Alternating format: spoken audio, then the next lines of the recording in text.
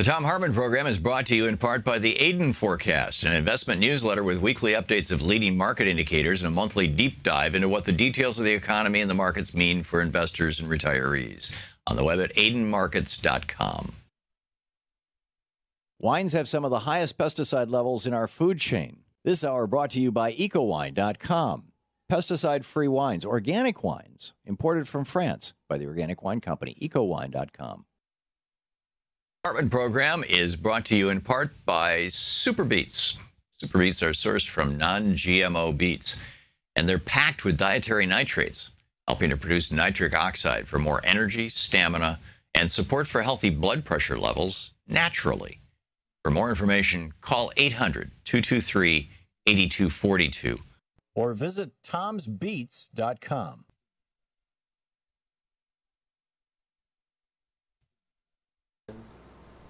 It's the Free Speech TV annual, or not annual, it's a couple times a year, membership drive, pledge drive, fundraising drive, whatever you want to call it.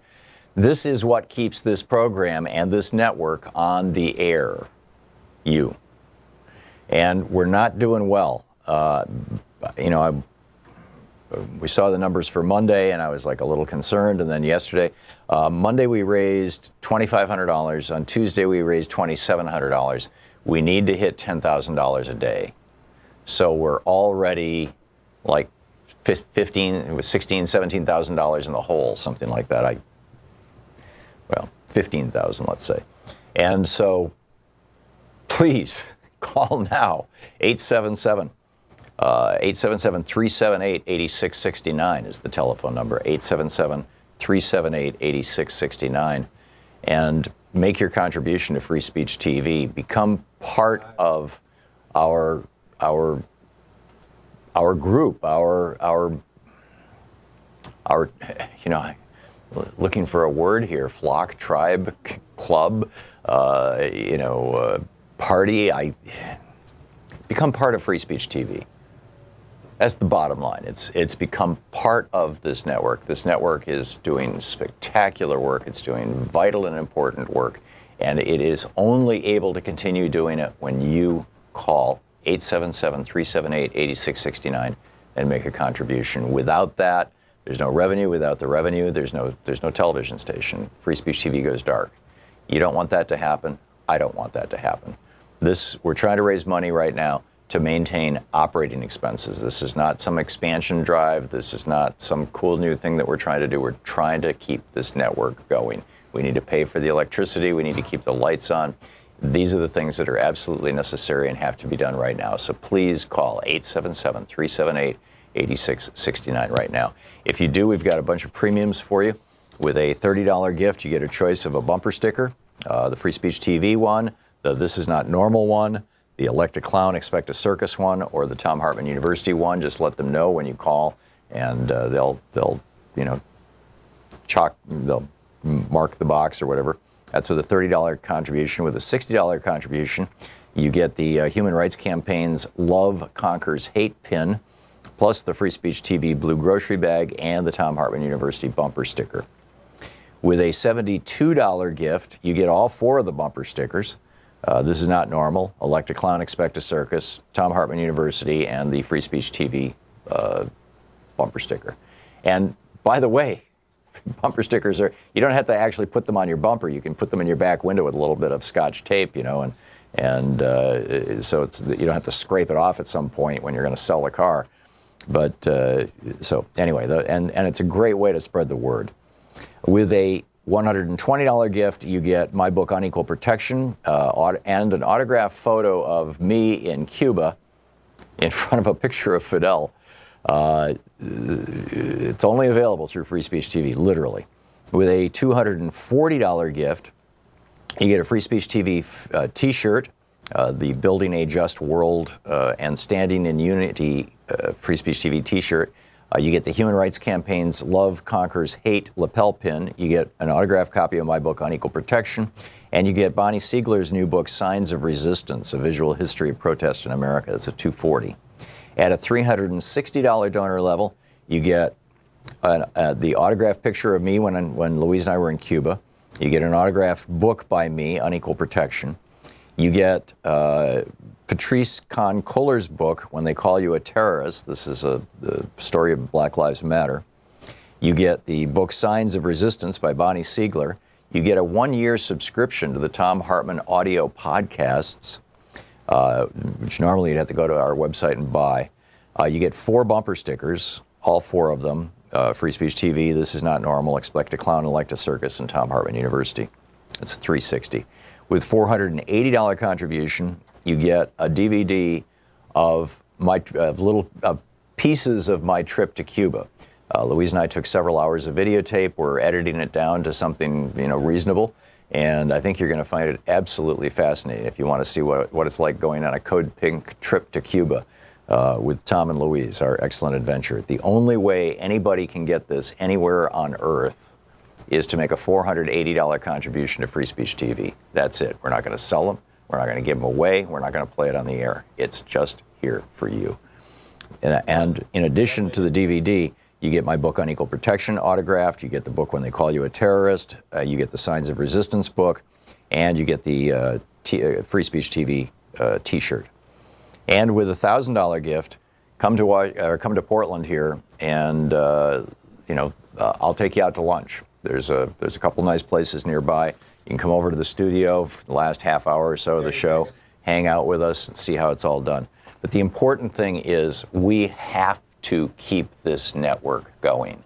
If you've never contributed before, and I know 98% of you have not, if you've never contributed before, please call now. And if you have, please, we need your help. 877-378-8669. Please call now. Let's try to get ourselves up to that $10,000 a day level at the very least. Please call now. Thank you. Want to connect with the show online? You can find the Thom Hartmann Program on Facebook, Twitter, and Instagram. This is the Thom Hartmann Program. Greetings, my friends, patriots, lovers of democracy, truth, and justice, believers in peace, freedom, and the American way. Thom Hartmann here with you. It is Wednesday. It's time for Middays with Mark. Congressman Mark Pocan on the line with us, taking your calls for the hour. Our number 202-808-9925. Congressman Pocan is the co-chair of the Congressional Progressive Caucus. He represents Wisconsin. I believe it's the 2nd District, isn't it, Congressman? Yep. Yes. Yeah, the 2nd District of Wisconsin. Website is Pocan, POCAN.house.gov, and you can tweet him at Rep. Mark Pocan, M-A-R-K Pocan. Congressman, welcome back to the program. Thanks, Tom. Glad to be here. So this morning we have kids all over America walking out of school at 10 a.m. for a 17-minute moment of silence commemorating 17 dead children out of Parkland, Florida. This seems to me like this is not a passing fad. It seems like this is going to stick. Your thoughts? I agree. I'm so enthused to watch these high school students do this. We had yesterday 7,000 shoes around the Capitol for all the people who've been shot since Sandy Hook. Today is the walkout across the country, including in my district, and we've been very supportive of the students across the district, not just Madison, but Baraboo and other places that are doing events around today. And then this weekend is the big national, or I'm sorry, not this weekend, the following weekend is the big national rally. So the fact that we have these high school students talking very authentically, they're not afraid of some NRA lobbyist. They can say what they think, and they're far more brave than most elected officials I know. So I keep saying we just need to be as brave as all these high school students who are speaking out right now. Yeah, it's a That's a heavy lift for your Republican colleagues, unfortunately. It's a very heavy lift for some of them. Yeah, and it appears that Conor Lamb has won the seat in Pennsylvania, this contested seat that Donald Trump carried by 20 points, Mitt Romney carried by more than 20 points. Your thoughts on that, and also I'm curious your thoughts on, on Conor Lamb himself in that district. He is not a kind of, your kind of progressive, as it were. He describes himself as right to life and pro-gun, and on his website he doesn't call for single-payer health care, Medicare for all. But he does, he wants to fix and restore Obamacare. He's got a lot of good positions. I'm not knocking him. I'm just saying, he's not all the way in the mainstream of progressivism, shall we say? And I'm wondering if you think that was that an asset for him in that district, or could a true progressive have done even better? And what are your thoughts? And feel free to tell me you don't want to get into the middle of that whole political mess too. But. No. I love jumping in messes. This is fine. Okay. I have a little bit of a different take on it, Tom. I think he is in the mainstream of where progressives have been economically. So when he talks about the labor movement and the value of having people get together and organize and have a right to collectively bargain, when he talks about not going after Social Security and Medicare, when he talks about issues like trade, is where progressives have been on all these issues. So on those core kitchen table economic issues, he has been pretty progressive. Now, I'll agree on the social issues. I think he took a different stance. His district is a little different in that sense. But I would argue when I've read most every account today on the race, Tom, they all go back to the fact that he stood up for unions, that he stood up to protect Social Security and Medicare, that he localized those kitchen table economic issues. How many times have you heard me on the show talk about that's, what I think we need to do more of is talk about those economic issues. And, so I think there is a good lesson to be learned by other people who are running around the country that, when you talk to what people actually talk about in their homes, they will come out and vote for you. Thank you for reframing that. I had that same conversation or similar conversation over the weekend when I was in Minneapolis with an old friend, Janet Robert, who used to own the radio station that we're on there. And, and she made the point that, we can disagree on social issues like abortion, but we all have to get on the same page on the economic issues and put these things front and center. Because at the end of the day, what people are worried about is whether they can pay their bills, whether they can send their kids to school, whether they'll be able to retire safely. Yeah, and let me just add this, because I think there's a lot of enthusiasm with what happened, right? It's a plus 11 district bipartisan advantage in the last congressional, not the last race, but how we determined party affiliation. Trump won it by 20 points, so we narrowly won it. But we just did a poll for the Progressive Caucus that I'd love to share sometime more of the details, because I think there's some really fascinating stuff in there. We just got it done. We're getting our final presentation tonight, so otherwise I would have it for you today. But on the economy, we are still ranking behind Republicans, where they agree with us on virtually everything else that we have economically. Just when you have the economy broadly in general, they think that it's more attributed to what's going on with President Trump. And we need to, you can't win when we've been in, only twice I think before when we've been in a negative on that issue have we won big things like winning back Congress. So all the more reason, hopefully the lesson out of today's the election yesterday is that when he talked about those core economic issues from a progressive viewpoint, we win. All the other issues we can have some maybe difference of opinions, but on those core issues about what people actually talk about at a kitchen table, we win, and we've got to make sure we turn that tide between now and November. Right. And before we pick up any calls, I'm curious what's on your plate. What are you looking at in Congress and across the country? What do you see as the Yeah, you just brought up the top two issues. The third one I'd mention is just, the continued shakeup in the Trump administration. So funny today, I was walking by a security station. I won't say who because I don't want to get the security officer in trouble. And he was talking to another security officer. He didn't know I was a member of Congress or anything. And I heard him say, God, I guess you have to get a Twitter account to see if you get fired in this place now. And, the idea that Rex Tillerson found out via Twitter he was being fired and replaced, and now put in someone who was seen as one of the more reactionary members of Congress, certainly not in a diplomatic role like Secretary of State, and then to put someone who is in charge of torture in charge of that CIA position, this is more people who share Donald Trump's worldview that's making it to have fewer adults in that experience and more people that just are sycophants to the president. So, I think that was a big concern watching those developments happen. Yeah. Let me just reality test this with you. I wrote the first draft of a piece for Alternate just before we went on the air, and I'm going to edit it and submit it when we get off the air this afternoon. And the premise is that now, Jimmy Carter on this program said that we're no longer a democracy, we're an oligarchy as a result of Citizens United and the Buckley decision. And my argument is that having an oligarch, a billionaire as president, having a cabinet full of oligarchs, billionaires, having a small group of oligarchs, billionaires, the Kochs, dedicating hundreds of millions of dollars to winning elections, that the new principal skill set necessary for success in politics is not competence, it's not policy knowledge, it's not experience, it's the ability, the just naked ability to suck up to oligarch billionaires. Mike Pompeo was the single largest recipient of Koch brothers' money, according to The Nation magazine and John Nichols and a couple of others, Source Watch and others.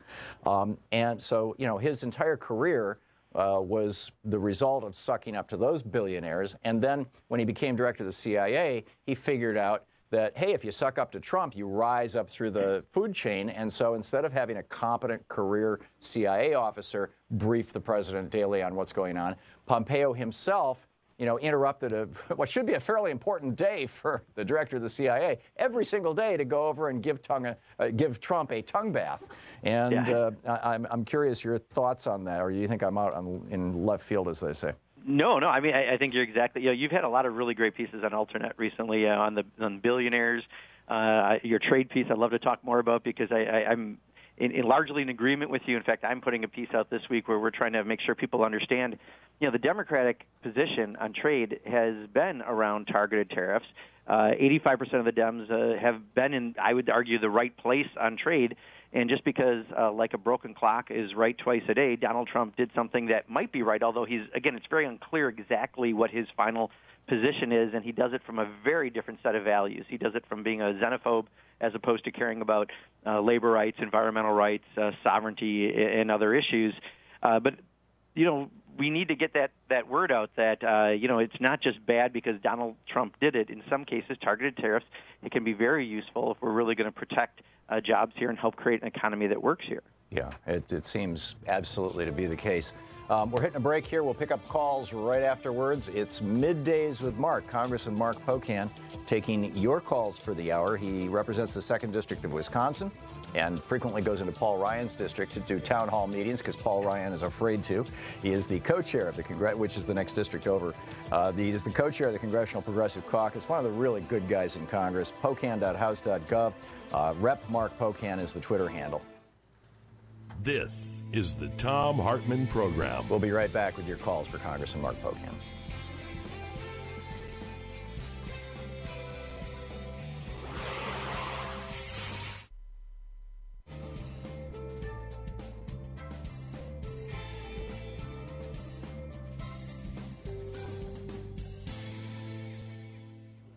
And welcome back. Let's, Congressman, pick up some phone calls here.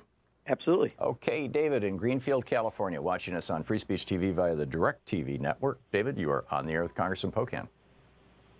Thank you for taking my call. There was an accidental gun discharge at the Seaside High School yesterday. The reserve police officer, also the teacher, was giving a gun safety demo when the gun discharged into the ceiling, injuring 3 students, one with a bullet fragment. The teacher was supposed to use a prop gun for the demo. If we arm teachers in the classroom, many more students and teachers are going to be shot so that the NRA can increase gun sales. I am totally against arming teachers in the schools, and I would love to hear Mr. Pocan's thoughts on this. Yeah, David, I'm right there with you. In fact, I would argue if you have more guns in a school, you have more potential to have not just accidents, but, fights, altercations, people can then find a gun a lot easier because there's now guns in a school. No matter how many ways they try to secure them, that's not going to happen. You just gave a great example yesterday what happened in California. So, it's an awful idea. In fact, a Wisconsin state legislator had proposed that years ago and was laughed at and I believe lost when he ran for a higher office over such ridiculous ideas. And now this is the mainstream solution from people like Donald Trump. That's unfortunately where we've gone because, they're so in the pockets of the gun manufacturers, a.k.a. NRA, that's how they think. So that's why I'm just so proud of the high school students. What they're doing is awesome, and I hope they keep this pressure up and hold people accountable. Yeah. Congressman, my call screening software just froze up, so I can't drop David or put the next guy. David, are you still there? Yeah, I'm still here. My brother is actually a teacher, and he has a very real scenario that might happen if he was carrying a gun on his hip. If he's breaking up a fight between students and that gun is there and a student is frightened and, wants to stop, whatever the harassment or the bullying or whatever, draws the gun out of the holster, shoots the kid or the teacher or whoever else, it's just an inherently bad idea to put guns, in the classroom. And, a lot of They're not gonna. Kids are going through tough things at home, or LGBT youth have a much higher rate of suicides than others. I mean, there's so many other things that you could also add to that, right? On top of how it could be used maliciously against someone else, it can be used against someone themselves also when you have more guns in a school. So it's a bad idea from multiple fronts, but I guess, when I wouldn't expect a whole lot different from Donald Trump, unfortunately. Yeah, it very much is the case. Congressman, we have just 17 seconds here, and I'm having a technical problem. Our call screen software just keeps freezing up. I may have to shift software. We may have to. I'm going to have to do something with this. I don't know what. This is very unfortunate. Do you expect, by the way, that anything? Well, actually, we're hitting the break here. We'll get back to this right after this. Stick around. We'll be right back.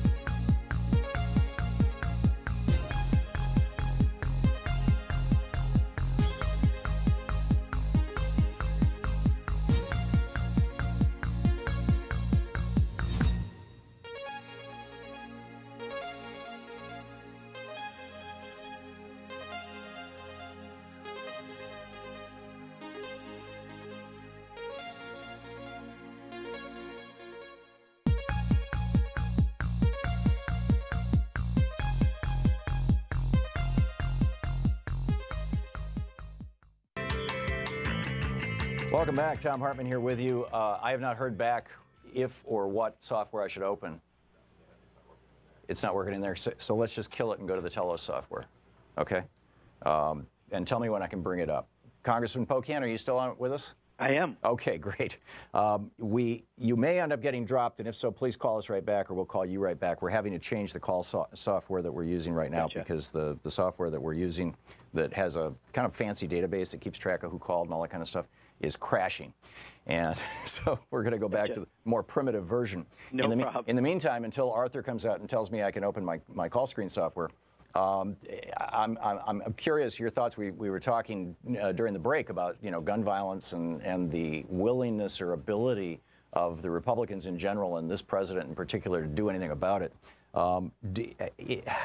How do you see this playing out? Are they ever going to stand up to the NRA, or is this just the NRA totally controls the Republican Party? Yeah, there's an extremely weak bill up this week just to do something. It's not bad. It's not good. It's kind of like on a scale of 1 to 10, it's a 5.1. Sort of like the Florida legislation, you mean? Yeah, to try to address this, but that's all they're going to do about it. So they think that that's their cover. The bottom line is, we know what the real issues are, what the public supports. Getting banning these automatic weapons, going after universal background checks that you can't buy something with a bag of money in a parking lot of a grocery store, which you can currently without any kind of background check, buying it off of Craigslist, for example. There's just a bunch of things that we would much rather put in place that are meaningful that they won't touch. And I think, again, this is one where, the people are way ahead of the politicians, and even more so with the high school students. So I think there's a price to be paid if they continue to stick their head in the sand that the NRA just can't make up for. We saw yesterday it was at least 2-to-1 difference in spending on that congressional race, and it didn't have the impact. They still flipped, something that was won by 20 points by Trump. So I think unless they start changing their rhetoric, which they don't appear to recognize yet, and to be pivoting, they're going to have a price to pay, which just means we'll be able to take the majority, and then hopefully we can move some of these common sense things forward. Right. Meanwhile, is there any place, we were talking about trade earlier on in the program, yeah. and I'm wondering if there's any place where the Democratic Party's position on trade is clearly and unambiguously laid out. Has it been a party platform recently? Well, I'll tell you, one of the things that we had this question this morning in our caucus was, it was an issue that was used, especially in certain parts of the district, very strongly. This mattered in Pennsylvania. So, we know that Wisconsin, Michigan, and Pennsylvania, we've been told by pollsters it was the trade was the issue. Yeah, and Connor Lamb was calling for tariffs, too. Exactly, yes, yeah. He was. He supported the tariffs. And, this is an issue where, again, when we had that trade promotion authority vote in Congress, 85% of the House Democrats voted against just giving a blank check because they wanted to have a say. They had concerns. So, the vast majority of the Democratic Party are in a good place on trade as an issue. I'm just worried that when I see sometimes not even the mainstream media, but some of the cable stations pick this up, if Donald Trump says that it's wrong, well, like I said, even a broken clock is right twice a day. He may come at it for all the wrong reasons and not have a bigger, broader theory, and he's not doing it for workers, which is what he should be doing it for. But you can't just have that reactionary position. Otherwise, we're going to start taking positions that are exactly where the corporatists want us to be, but just unknowingly, because we're just trying to take a position opposite of Donald Trump. Well, and his position is not systemic. He's not looking at this. And, I mean, I know Robert Lighthizer. He's actually a smart guy and has a systemic perspective on this. Right. But I don't think Trump does. And I think this is, well, in fact, it came out that he specifically threw out the tariffs before even bothering to tell anybody in his administration because he thought it would help Rick Saccone in the Pennsylvania race. And that was like the main reason he kind of did it. Plus, I think they said that there was a commercial on Fox and Friends that morning, which unfortunately these days we're finding happening more and more. I don't know if you saw the story last week, a quick aside, but there was someone who got a pardon, and he and his lawyer got on Fox and Friends and said, how come we got in trouble when Hillary Clinton didn't? And the next thing you know, this guy gets a pardon. So people are figuring out how to get to the president, which is really even more scary. Yeah, well, it's a variation on my theory about Mike Pompeo, that the new political skill set necessary in the GOP is to suck up to an oligarch, in this case Trump. Especially a narcissistic one. Yeah, there you go. We just have a few seconds left. But is there any place where, has the Democratic Party nailed down a specific policy on trade, or is that something that needs to be worked out? I mean, when we talked through trade, there were many principles we were in alignment on. Next week, I believe, the Progressive Caucus puts out our principles, and I think that should be what the Democratic Party goes with. Great. I look forward to that, and please flag me on that, when that comes out. Okay, we're going to get our phone problems fixed over the next 5 minutes here while we take this break at the bottom of the hour. Congressman Mark Pocan is on the line with us. Hopefully, we'll be taking your calls as soon as we get back. It's the Thom Hartmann Program. It's Middays with Mark, right here on the Thom Hartmann Program. You're listening to the Thom Hartmann Program. Call 202-808-9925. Congressman Pocan's website, pocan.house.gov. His Twitter account, or Twitter handle rather, Rep, as in representative, Rep Mark Pocan.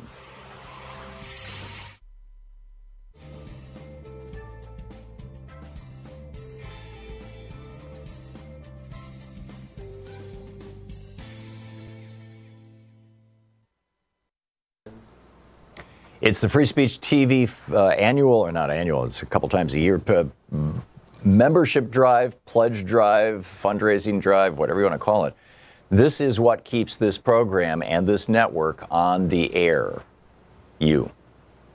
And we're not doing well. You know, we saw the numbers for Monday, and I was like a little concerned. And then yesterday, Monday we raised $2,500. On Tuesday we raised $2,700. We need to hit $10,000 a day. So we're already like $17,000 in the hole, something like that. Well, 15,000, let's say.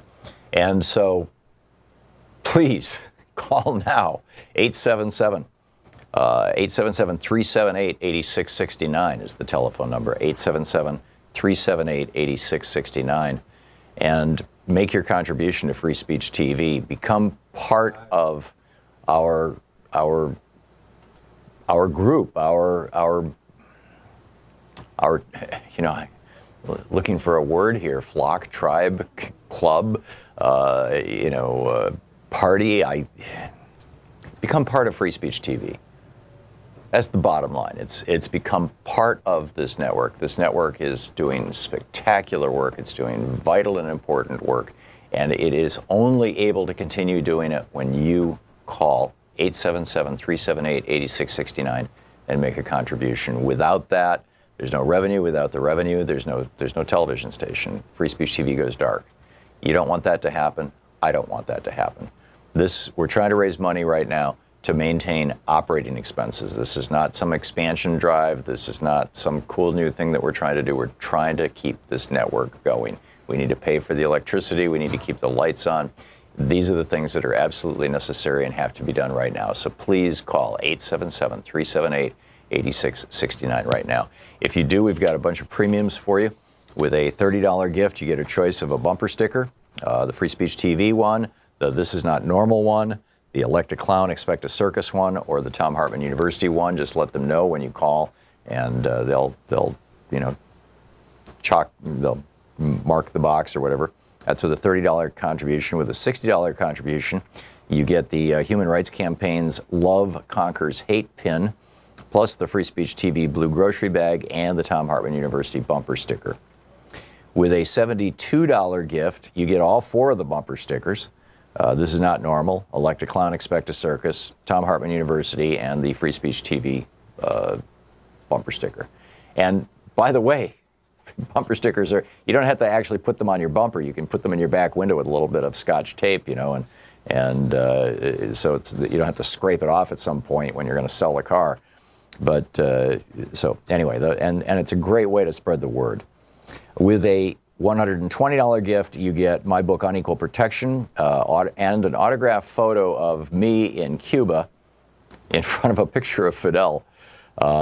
It's only available through Free Speech TV, literally. With a $240 gift, you get a Free Speech TV t-shirt, the Building a Just World and Standing in Unity Free Speech TV t-shirt. You get the Human Rights Campaign's Love Conquers Hate lapel pin. You get an autographed copy of my book, Unequal Protection. And you get Bonnie Siegler's new book, Signs of Resistance, A Visual History of Protest in America. That's a $240. At a $360 donor level, you get the autographed picture of me when Louise and I were in Cuba. You get an autographed book by me, Unequal Protection. You get Patrice Kahn-Kohler's book, When They Call You a Terrorist. This is the story of Black Lives Matter. You get the book Signs of Resistance by Bonnie Siegler. You get a 1-year subscription to the Thom Hartmann audio podcasts, which normally you'd have to go to our website and buy. You get 4 bumper stickers, all 4 of them. Free Speech TV, This Is Not Normal, Expect a Clown, Elect a Circus, and Thom Hartmann University. That's $360. With $480 contribution, you get a DVD of little pieces of my trip to Cuba. Louise and I took several hours of videotape. We're editing it down to something, you know, reasonable, and I think you're going to find it absolutely fascinating if you want to see what it's like going on a Code Pink trip to Cuba with Tom and Louise, our excellent adventure. The only way anybody can get this anywhere on Earth is to make a $480 contribution to Free Speech TV. That's it. We're not going to sell them. We're not going to give them away. We're not going to play it on the air. It's just here for you. And in addition to the DVD, you get my book on equal protection autographed. You get the book When They Call You a Terrorist. You get the Signs of Resistance book. And you get the Free Speech TV T-shirt. And with a $1,000 gift, come to Portland here, and I'll take you out to lunch. There's a couple nice places nearby. You can come over to the studio for the last half hour or so of the show, hang out with us, and see how it's all done. But the important thing is we have to keep this network going. If you've never contributed before, and I know 98% of you have not, if you've never contributed before, please call now. And if you have, please, we need your help. 877-378-8669. Please call now. Let's try to get ourselves up to that $10,000 a day level at the very least. Please call now. Thank you.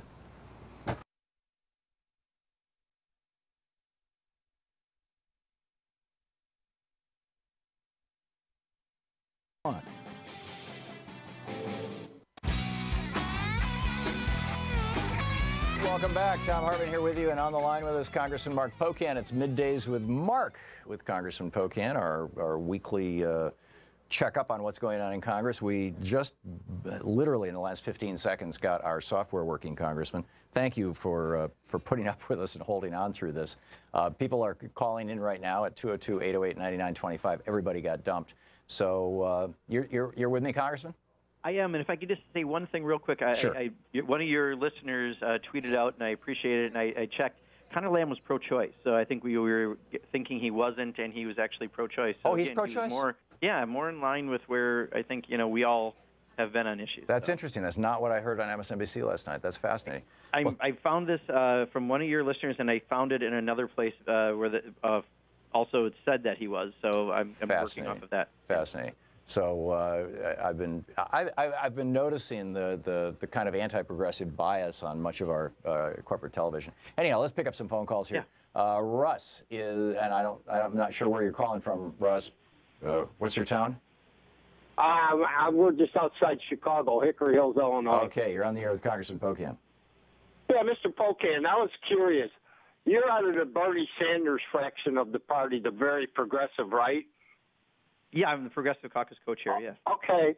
I heard I've heard this a couple times. The people in the Rust Belt, Ohio, Michigan, that you people can't go too far progressive because they'll find you unfit to vote for. But yet a guy like Louis Gohmert on the right can go off the rails, and they'll find him acceptable. Have you ever figured out why you guys are kind of like hamstrung, how far you can go with your ideas? Because Frank, last time we got another Republican in this Lamb Jones. Yeah. So first of all, I would disagree with the premise because I'm representing a chunk of rural Wisconsin along with Madison. That's only a third of my district. Gwen Moore in Milwaukee is a strong progressive representing parts of Wisconsin. I could go down the state, and I think there's some people who find it convenient to put out that narrative, especially all the special interest lobbyists here in D.C., because they want everyone to become corporatist Dems so that, they can get their way. But the reality is, people like Randy Bryce are running on a strong populist progressive message and doing quite well, as are many people in the heartland. Again, what Conor Lamb excelled at was talking about protecting Social Security and Medicare, talking about pocketbook issues, talking about trade, talking about economics, that most people talk about at their table, and that's the progressive position on those economic issues. So I think, Russ, my only difference would be is I think some people want you to believe that narrative so they can keep their corporatist special interest policies flowing within the Democratic Party. The reality is that's not necessarily true. It's just something that they want to be true. Very interesting. Jack in Paloma, California. You're on the air with Congressman Pocan. Yes, gentlemen. Good morning. This morning, I'd like to talk about the last time we had a well-regulated militia. I believe it was back in the late 1940s, early 50s, when we had the civil defense. My dad was in part of the civil defense in my hometown, and he used to go to work. He was a machinist, and at night he'd come home, and he had to go watch and make sure everybody put up their blackout curtains and all that stuff. I know last week, Tom, you were talking about hiding under desks at school. Mm-hmm. You know, all those times. And even back then, our folks had to live off of stamps. Yeah. So Jack, your question for Congressman Pocan? I want to know if I know Trump has no idea what he's doing in office, but don't they realize that it's going to take steel to build that wall? Okay, Jack, thank you. Congressman? Yeah. A couple different topics there for you. Yeah, I think where I agree with Jack is it is troublesome with this administration to know what direction they're going on anything.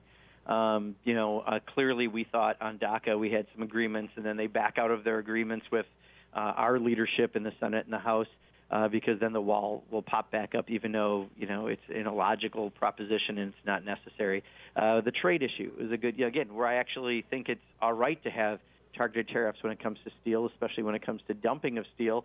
I think we've had 3 or 4 different positions, and we're not sure we're done yet with where the Trump administration actually is on this issue, which, again, makes it very difficult to know where they're working. So I agree with Jack that, on many issues, Trump has been less than clear, and his position constantly changed, and that makes it very difficult. Yeah. Let's see here. Maxwell in Sun Prairie, Wisconsin. Maxwell, you're on the air with Congressman Pocan. Yeah, I'm from your district, Mr. Pocan. Yeah, hi, Maxwell. And my only concern is that the people who are citizens of this country have a right to vote. This scheming and manipulating that the Republican Party is guilty of is suppressing the vote in so many places, and this Kobach from Kansas scares the hell out of me. Now, that's all I really have to say.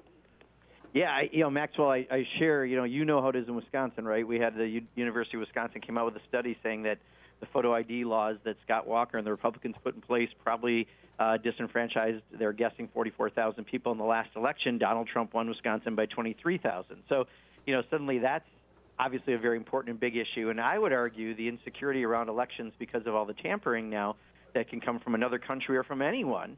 The idea that we need paper ballots on those machines. Tom, a little bit of good news on that front, because we've talked about this many times. I've had legislation to deal with that.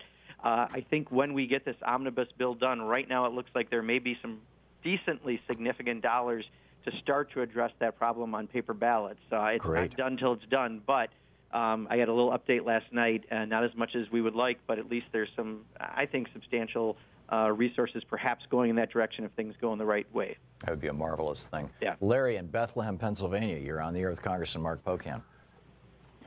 Hello, Congressman Pocan. Hi, Larry. Before we have on this gun issue, over in the state of Israel, I understand years ago they had a lot of shootings in school. Larry, your phone is fading out badly. I don't know what you can do to. Okay, well, I'll speak later. Stand by the window and speak loudly. Okay. Over in the state of Israel, they had a problem with school shootings years ago.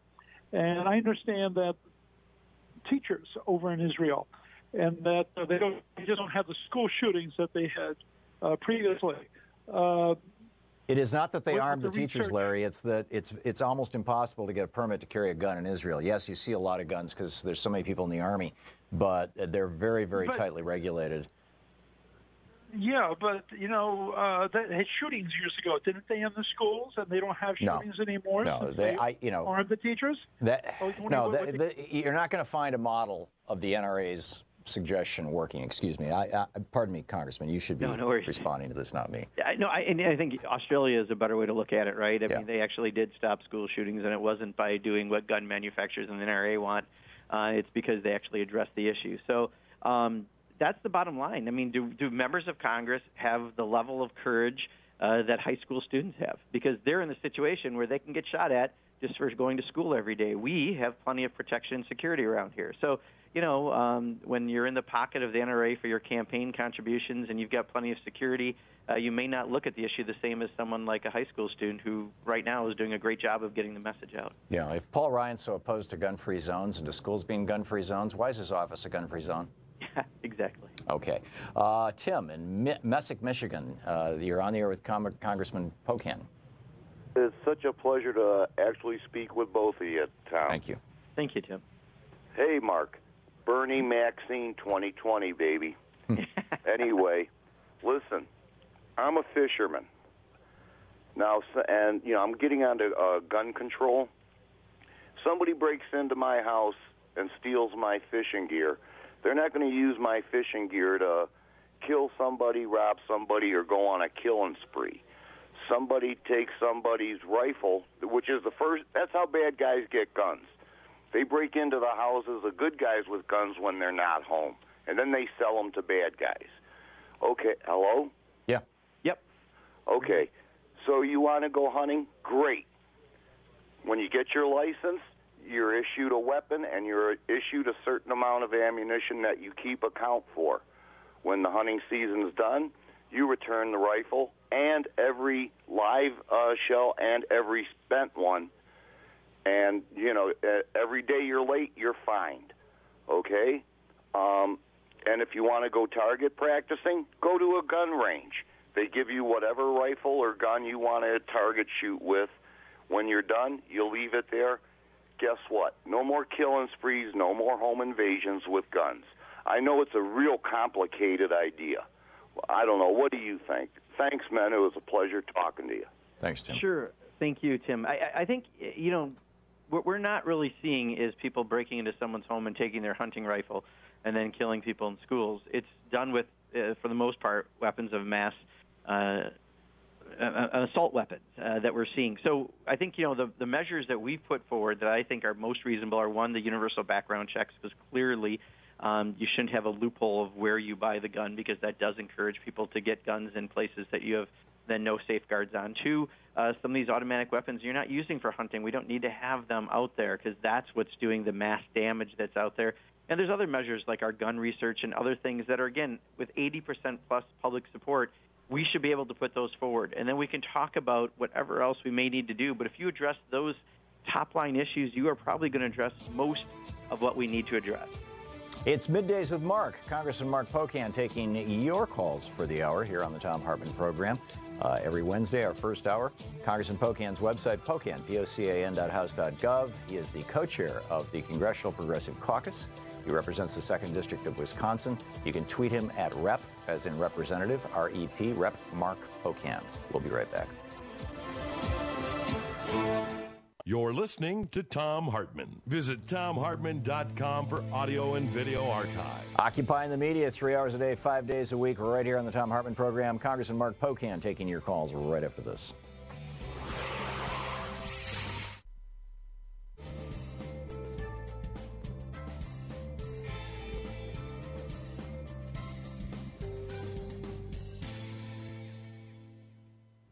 Welcome back. Cindy in Grizzly Flats, California, watching us on Free Speech TV. You're on the air with Congressman Pocan. Cindy. Hi. I hope you guys are having a great day. My question is I really am disgusted with listening to all of this talk for a year and a half about the Russia getting involved with our elections. Not that I condone it, but I'm really curious, is Congress spending a year and a half on getting corporate money out of our elections?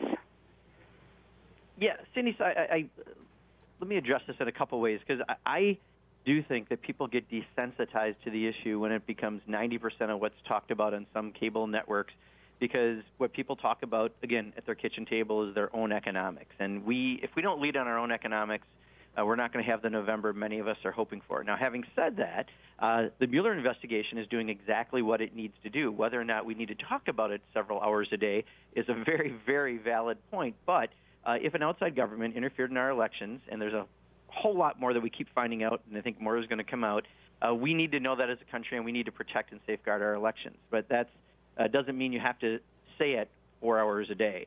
So I think where I agree with what you're saying is I think we have a tendency to not talk about the issues that people talk about that will motivate them to come out and vote in something aspirational.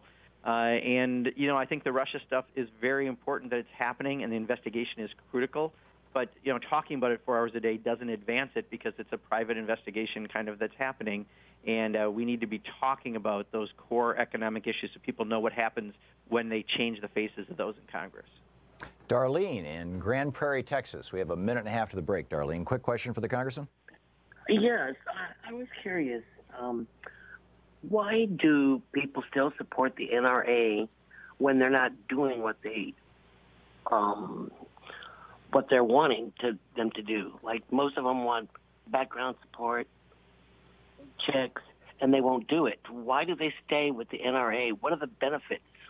Because the NRA, a.k.a. the gun manufacturers, are master liars and propagandists, and they want everyone to think that you're going to lose your handgun for personal protection or your hunting rifle, when really we're trying to go after something that causes mass destruction.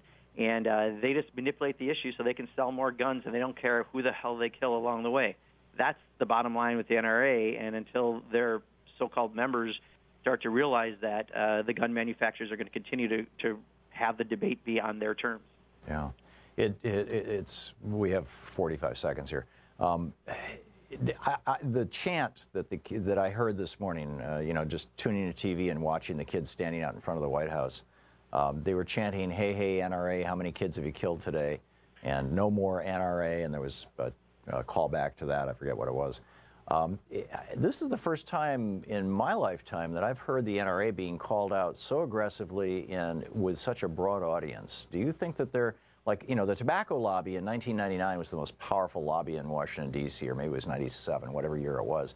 That giant lawsuit happened, and they lost. And the year after, the tobacco lobby was no longer the most powerful lobby in D.C., and they were stripped of their power. Do you think that's happening with the NRA?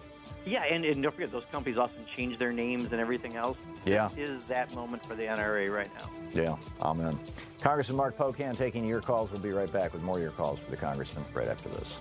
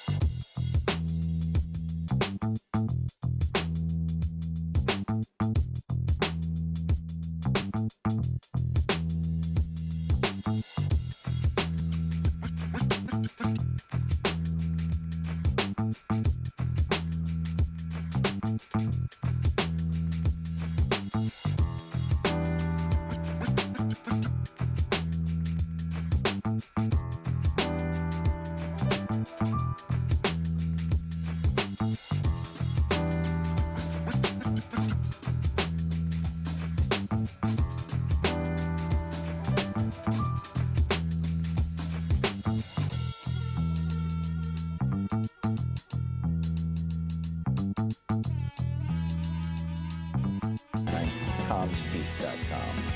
It's Congressman Mark Pocan with us, middays with Mark, taking your calls. And Ted in Greer, South Carolina, you are on the air with Congressman Pocan. Hi, Congressman Pocan. I would like to see a bill introduced. I think people who have guns, like should pay liability insurance. Let the insurance companies figure out the risks. You know, like if you're a police department that shoots people willy-nilly, they would probably have a higher rate than a well-trained police department that has a good record.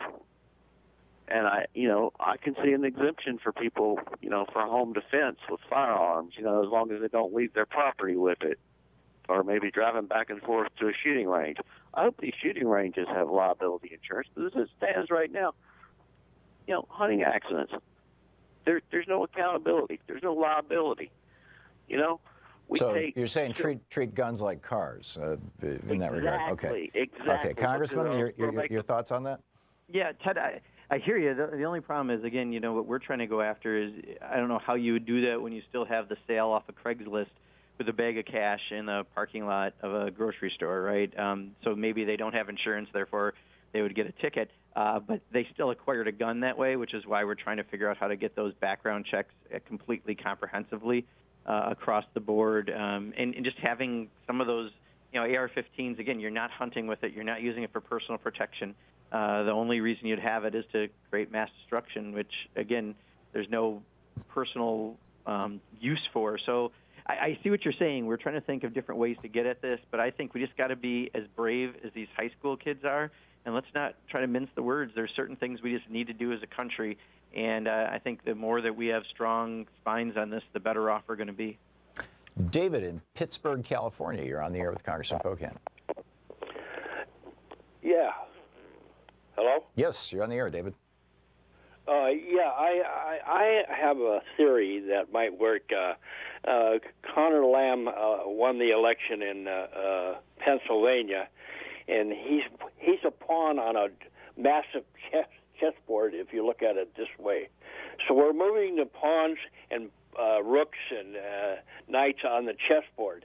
The next big piece on the chessboard is Texas, where Ted Cruz is running for office. We need to key in on key states that are pro-gun enthusiasts and key in on the voters and the Democratic people that are running in these states and funnel support in those areas. And this is where I think we could probably move the whole chessboard in our favor. I'd like to have your thought and theory on that, and I'll take your answer off the phone so I can hear you on the television. Thank you. Thank you, Kevin. Sure. Thank you, David.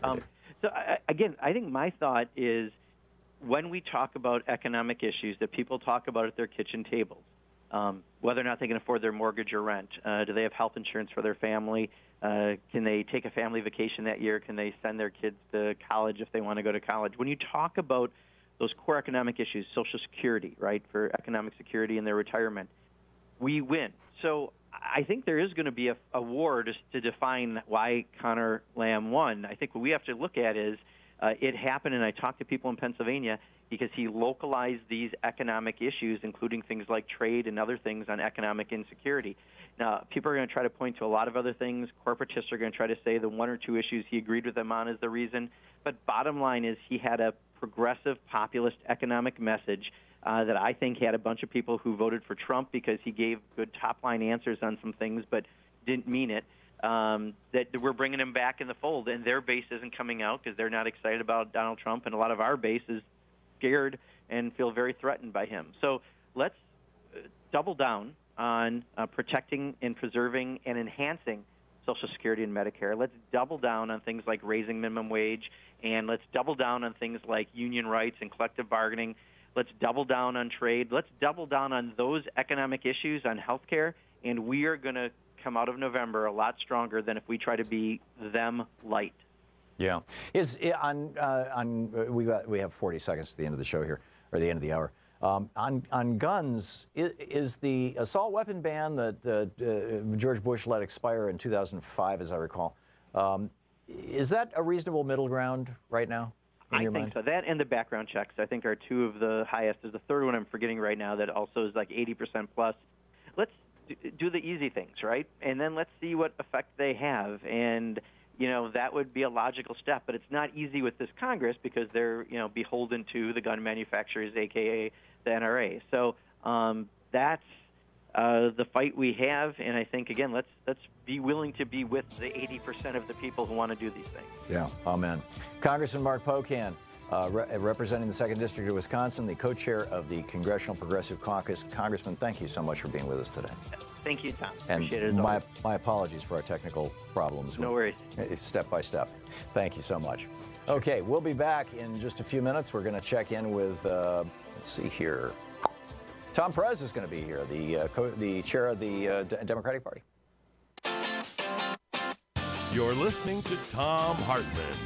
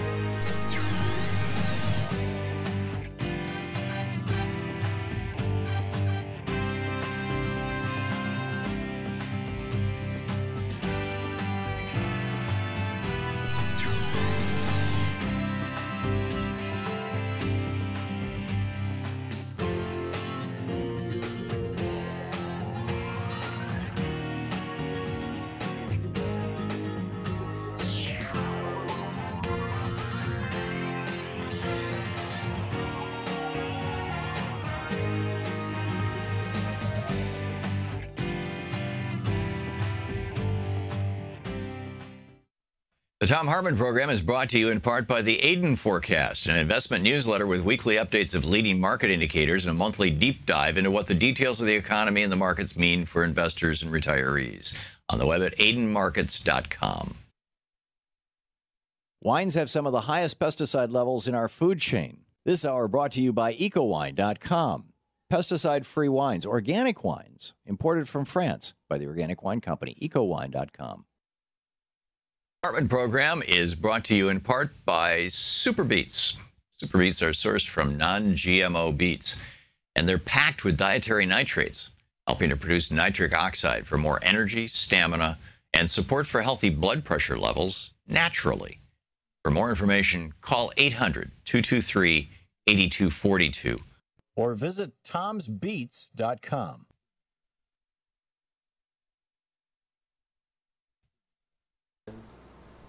It's the Free Speech TV annual, or not annual, it's a couple times a year, membership drive, pledge drive, fundraising drive, whatever you want to call it.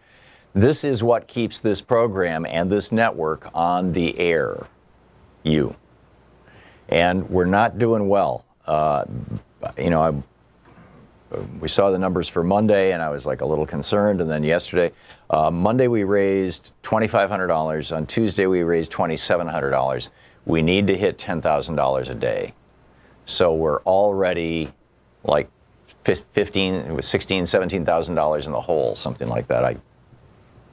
$15,000, let's say. And so please call now, 877-378-8669 is the telephone number, 877-378-8669. And make your contribution to Free Speech TV. Become part of our group, looking for a word here, flock, tribe, club, party. Become part of Free Speech TV. That's the bottom line. It's become part of this network. This network is doing spectacular work. It's doing vital and important work. And it is only able to continue doing it when you call 877-378-8669 and make a contribution. Without that, there's no revenue. Without the revenue, there's no television station. Free Speech TV goes dark. You don't want that to happen. I don't want that to happen. We're trying to raise money right now to maintain operating expenses. This is not some expansion drive. This is not some cool new thing that we're trying to do. We're trying to keep this network going. We need to pay for the electricity. We need to keep the lights on. These are the things that are absolutely necessary and have to be done right now. So please call 877-378-8669 right now. If you do, we've got a bunch of premiums for you. With a $30 gift, you get a choice of a bumper sticker, the Free Speech TV one, the This Is Not Normal one, the Elect a Clown, Expect a Circus one, or the Thom Hartmann University one. Just let them know when you call, and they'll mark the box or whatever. That's with a $30 contribution. With a $60 contribution, you get the Human Rights Campaign's Love Conquers Hate pin, plus the Free Speech TV blue grocery bag and the Thom Hartmann University bumper sticker. With a $72 gift, you get all 4 of the bumper stickers.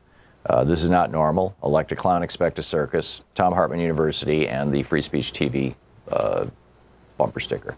And by the way, bumper stickers you don't have to actually put them on your bumper. You can put them in your back window with a little bit of Scotch tape, and so you don't have to scrape it off at some point when you're going to sell the car. But so anyway, and it's a great way to spread the word. With a $120 gift, you get my book Unequal Protection and an autographed photo of me in Cuba in front of a picture of Fidel. It's only available through Free Speech TV, literally. With a $240 gift, you get a Free Speech TV T-shirt, the Building a Just World and Standing in Unity Free Speech TV T-shirt. You get the Human Rights Campaign's Love Conquers Hate lapel pin. You get an autographed copy of my book Unequal Protection. And you get Bonnie Siegler's new book, Signs of Resistance, A Visual History of Protest in America. That's a $240. At a $360 donor level, you get the autographed picture of me when Louise and I were in Cuba. You get an autographed book by me, Unequal Protection. You get Patrice Kahn-Kohler's book, When They Call You a Terrorist. This is the story of Black Lives Matter. You get the book Signs of Resistance by Bonnie Siegler. You get a one-year subscription to the Thom Hartmann audio podcasts, which normally you'd have to go to our website and buy. You get 4 bumper stickers, all 4 of them. Free Speech TV, This Is Not Normal, Expect a Clown and Like a Circus, and Thom Hartmann University. That's $360. With $480 contribution, you get a DVD of little pieces of my trip to Cuba. Louise and I took several hours of videotape. We're editing it down to something reasonable, and I think you're going to find it absolutely fascinating if you want to see what it's like going on a Code Pink trip to Cuba with Tom and Louise, our excellent adventure. The only way anybody can get this anywhere on Earth is to make a $480 contribution to Free Speech TV. That's it. We're not going to sell them. We're not going to give them away. We're not going to play it on the air. It's just here for you. And in addition to the DVD, you get my book Unequal Protection autographed. You get the book When They Call You a Terrorist. You get the Signs of Resistance book. And you get the Free Speech TV T-shirt. And with a $1,000 gift, come to Portland here, and I'll take you out to lunch. There's a couple nice places nearby. You can come over to the studio for the last half hour or so of the show, hang out with us, and see how it's all done. But the important thing is we have to keep this network going. If you've never contributed before, and I know 98% of you have not, if you've never contributed before, please call now. And if you have, please, we need your help. 877-378-8669. Please call now. Let's try to get ourselves up to that $10,000 a day level at the very least. Please call now. Thank you.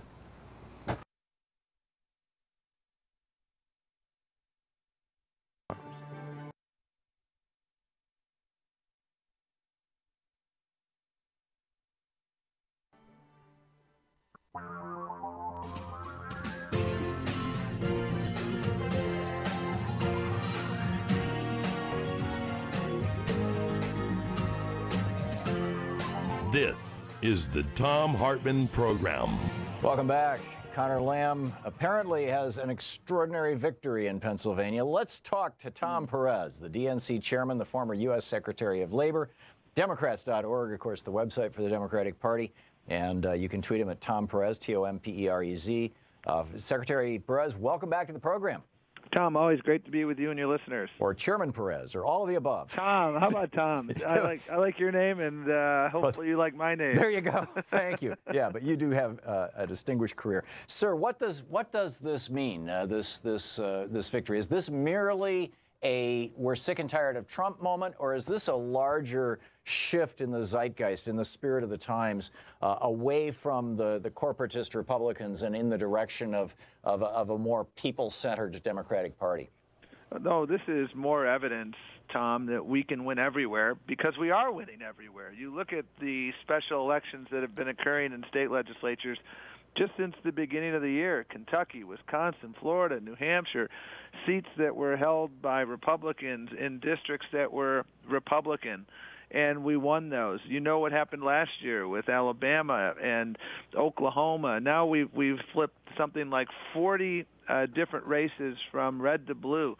And yesterday was a remarkable moment for the labor movement. because we saw that organized labor was really a backbone of Conor Lamb's success, and we can win everywhere when we organize everywhere, and when we put our values squarely on the line, when we're fighting for pensions. That's what Conor Lamb was talking about, fighting for access to health care. That's what he was talking about.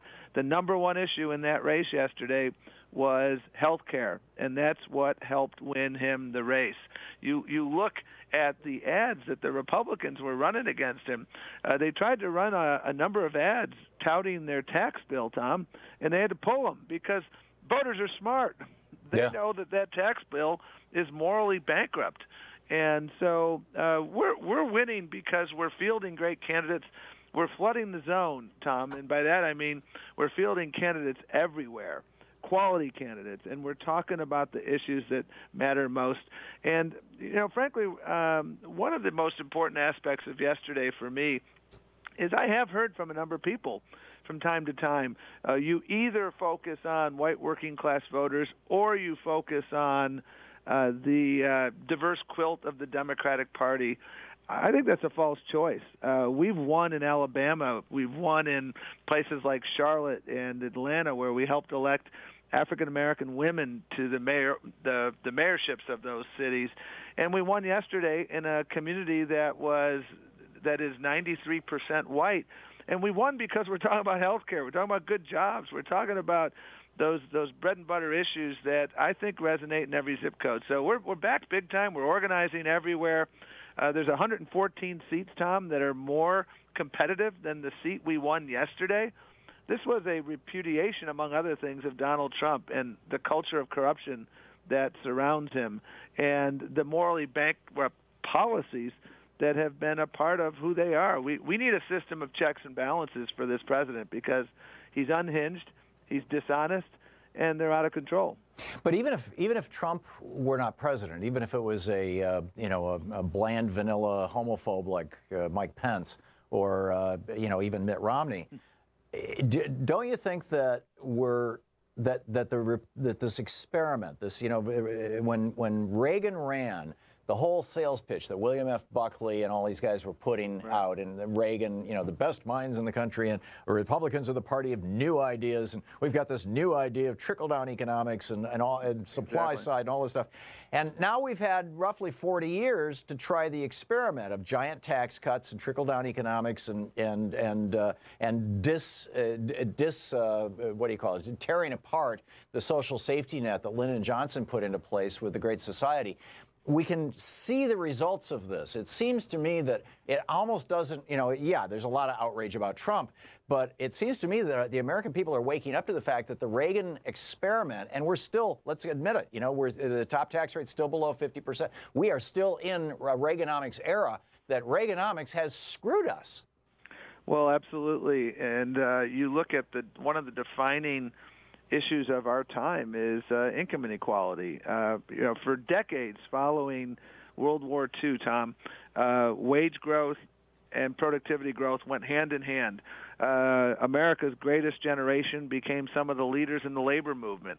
And when labor union density was at its best, at its highest, income inequality was at its lowest. And you saw for decades following World War II that when workers helped bake the pie of prosperity, they shared in the benefits. And then starting in the early 1980s, no coincidence, Ronald Reagan at the helm, we saw the delinking of productivity growth and wage growth. In other words, workers were working hard and falling further behind. And we've seen this over a period of time. And so much of this, it's so clear to me what Paul Ryan and Mitch McConnell and Donald Trump want to do. They want to dismantle the social compact of the 20th century. This year's agenda, and if they think there's a tidal wave now, there'll be a tsunami if they go to their next battle, which is they want to cut Medicaid and Medicare and go after Social Security.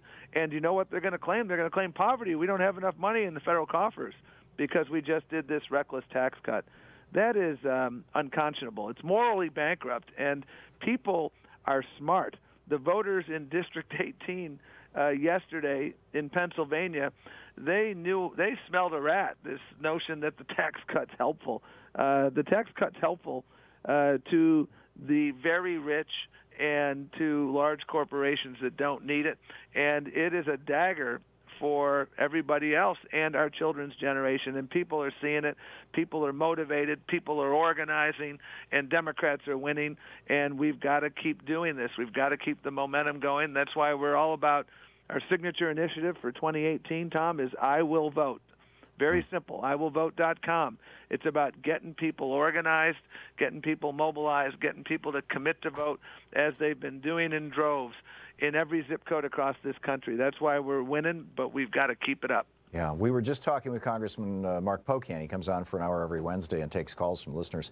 And he pointed out that in Wisconsin, according to some credible group, I don't recall if it was the government or who it was, but that in Wisconsin, the voter suppression law, the photo ID law that Scott Walker got passed, apparently prevented at least 44,000 citizens of Wisconsin from voting. And Trump won by fewer than 20,000 votes.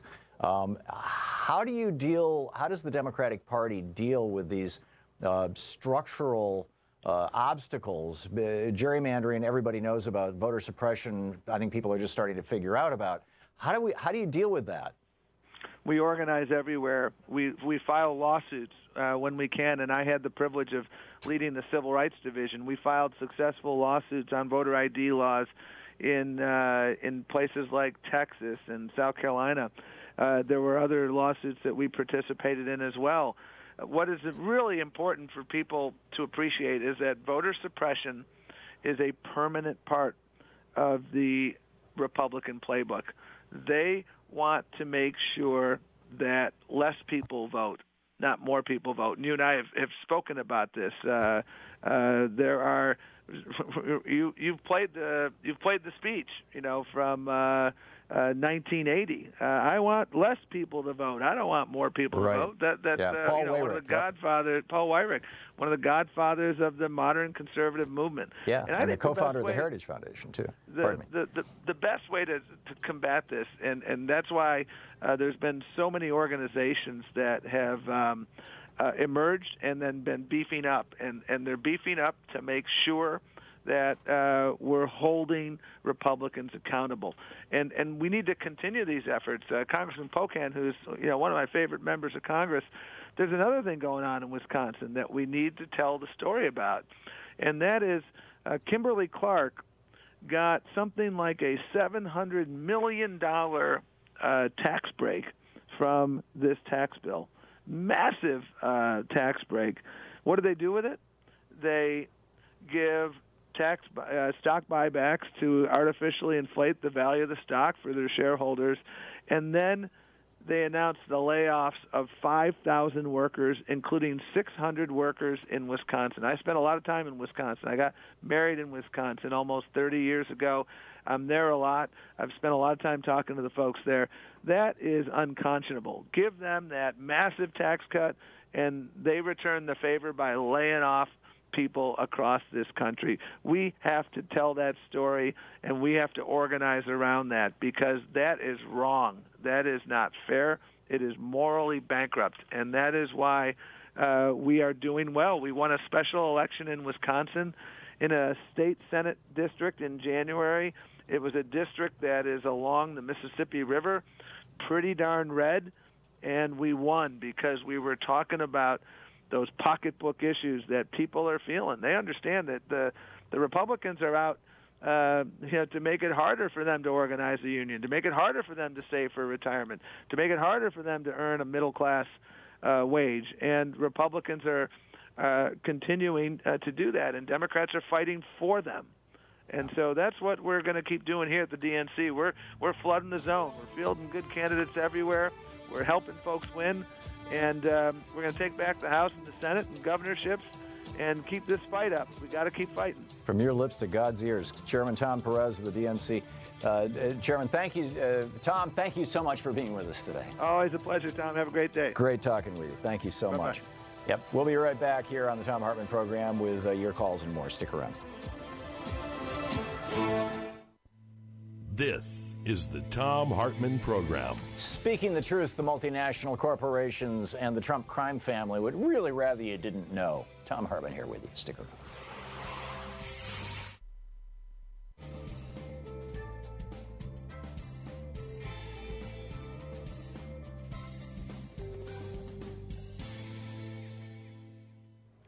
And welcome back.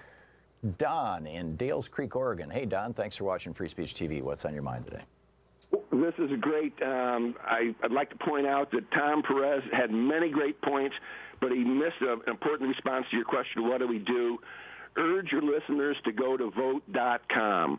Please, vote.com.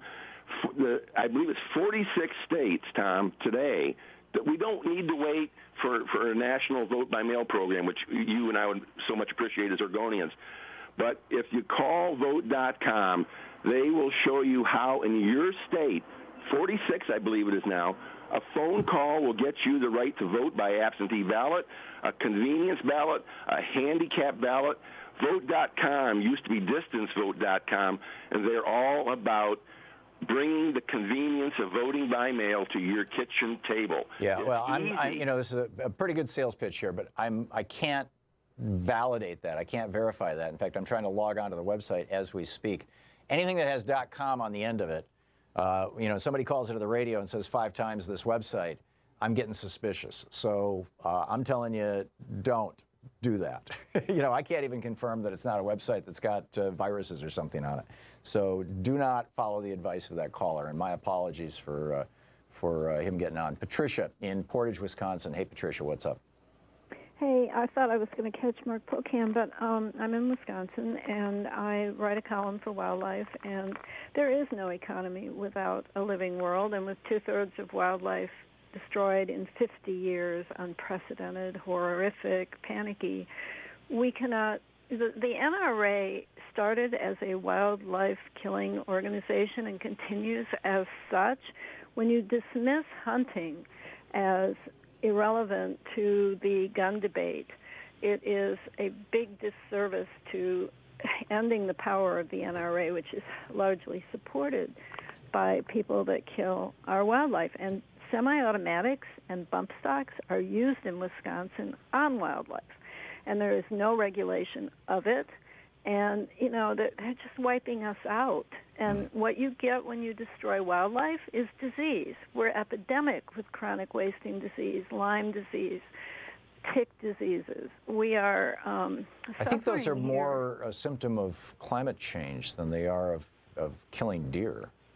No, it's not just killing deer. It's killing natural predators, and mice and deer are the major carriers. They're farming for deer. I see. So you're talking about wolves and bears and things, and big cats. Yeah, not that, just that. The deer themselves are farmed by killing bucks to produce. I mean, I have all does on my rural property because they leave the does to produce more cannon fodder, and when you have an overpopulation of deer like this, you have a lot of ticks. When you have mice producing like crazy because there's no foxes, no bobcats, no coyotes, no wolves, you have an epidemic. Right, that makes sense. Look at this. That makes perfect sense.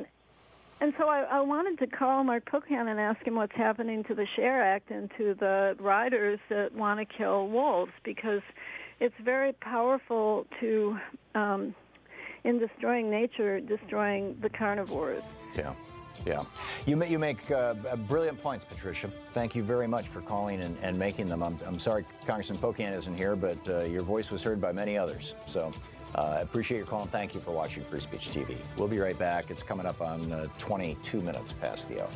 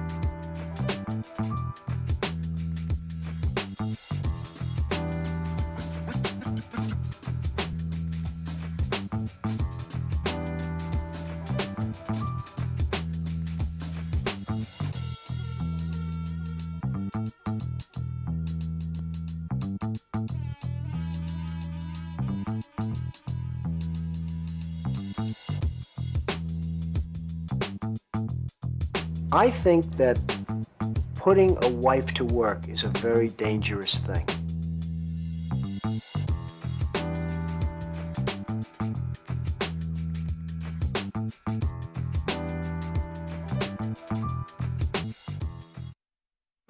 Want to connect with the show? Thom Hartmann here with you. Boy, what a day. What a day. Connor Lamb, it looks like he's got this thing nailed down. We'll see where it goes. There's just a lot going on right now. But that said, there's also a lot of conversation here. Folks want to follow up on some of the things that have been brought up with Congressman Pocan. So let's pick up a couple of calls. David in Reno, Nevada. Hey, David, what's on your mind? I'd like to comment on the quality of what we call politicians. Mm-hmm. Politicians as opposed to statesmen. There was a book Eugene Burdick wrote, actually a collection. It's called The Ugly American, a collection of short stories. Oh, that was, back in the 60s or 50s. Yeah. It was brilliant. Uh-huh. Well, anyway, The Ugly American, as most people know it, is when we go travel, that we act in some aberrant way. Mm-hmm. But The Ugly American in the book, one of the short stories, was a person that was not a handsome man, but he was had a great heart, and he worked with the people in Southeast Asia, and he was a very successful, rich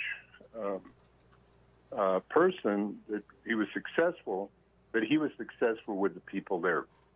And he was respectful. That's the kind of person I see as we need as our leaders today. Yeah. And well, we have an oligarch problem, David. We have an oligarch in the White House. We have oligarchs spending $400 million on the next election. We have oligarchs buying members of Congress. We have oligarchs, the NRA. We've got an oligarch problem here. Citizens United is an aberration. Yes.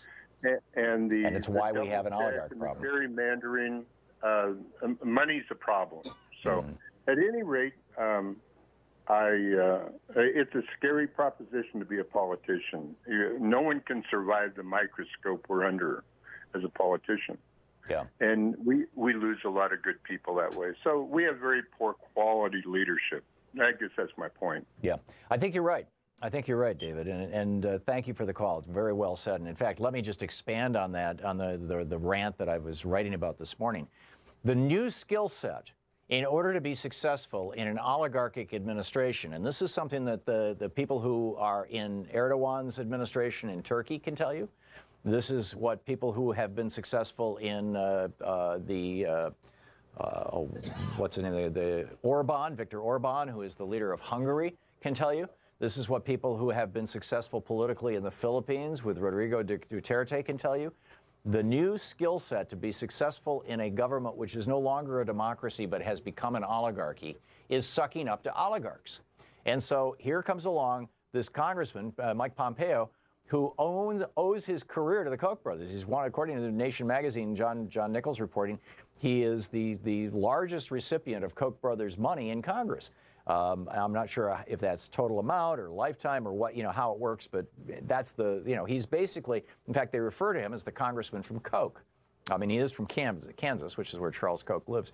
But in any case, he successfully sucked up to the Kochs and got to the point where he was running the CIA, and then he started sucking up to Donald Trump, doing the presidential daily briefing, coming in every day to be the guy who's got FaceTime all alone with Donald Trump. So, this is not a good sign. It's not a good sign for America. It's not a good sign for our democracy.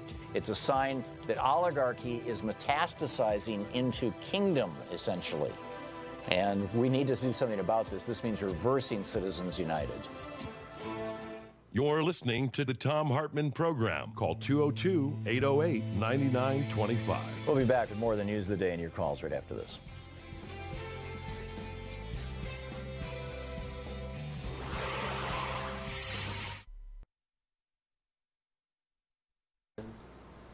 It's the Free Speech TV it's a couple times a year, membership drive, pledge drive, fundraising drive, whatever you want to call it. This is what keeps this program and this network on the air. You. And we're not doing well. You know, we saw the numbers for Monday, and I was like a little concerned. And then yesterday, Monday we raised $2,500. On Tuesday we raised $2,700. We need to hit $10,000 a day. So we're already like $15,000, $17,000 in the hole, something like that. Well, 15,000, let's say. And so, please call now. 877-378-8669 is the telephone number. 877-378-8669, and make your contribution to Free Speech TV. Become part of our group, our you know, looking for a word here, flock, tribe, club, you know, party. Become part of Free Speech TV. That's the bottom line. It's become part of this network. This network is doing spectacular work. It's doing vital and important work, and it is only able to continue doing it when you call 877-378-8669 and make a contribution. Without that, there's no revenue. Without the revenue, there's no television station. Free Speech TV goes dark. You don't want that to happen. I don't want that to happen. We're trying to raise money right now to maintain operating expenses. This is not some expansion drive. This is not some cool new thing that we're trying to do. We're trying to keep this network going. We need to pay for the electricity. We need to keep the lights on. These are the things that are absolutely necessary and have to be done right now. So please call 877-378-8669 right now. If you do, we've got a bunch of premiums for you. With a $30 gift, you get a choice of a bumper sticker, the Free Speech TV one, the This Is Not Normal one, the Elect a Clown, Expect a Circus one, or the Thom Hartmann University one. Just let them know when you call, and they'll you know, they'll mark the box or whatever. That's with a $30 contribution. With a $60 contribution, you get the Human Rights Campaign's Love Conquers Hate pin, plus the Free Speech TV blue grocery bag and the Thom Hartmann University bumper sticker. With a $72 gift, you get all 4 of the bumper stickers. This Is Not Normal, Elect a Clown, Expect a Circus, Thom Hartmann University, and the Free Speech TV bumper sticker. And by the way, bumper stickers you don't have to actually put them on your bumper. You can put them in your back window with a little bit of Scotch tape, you know, and so you don't have to scrape it off at some point when you're going to sell the car. But so anyway, and it's a great way to spread the word.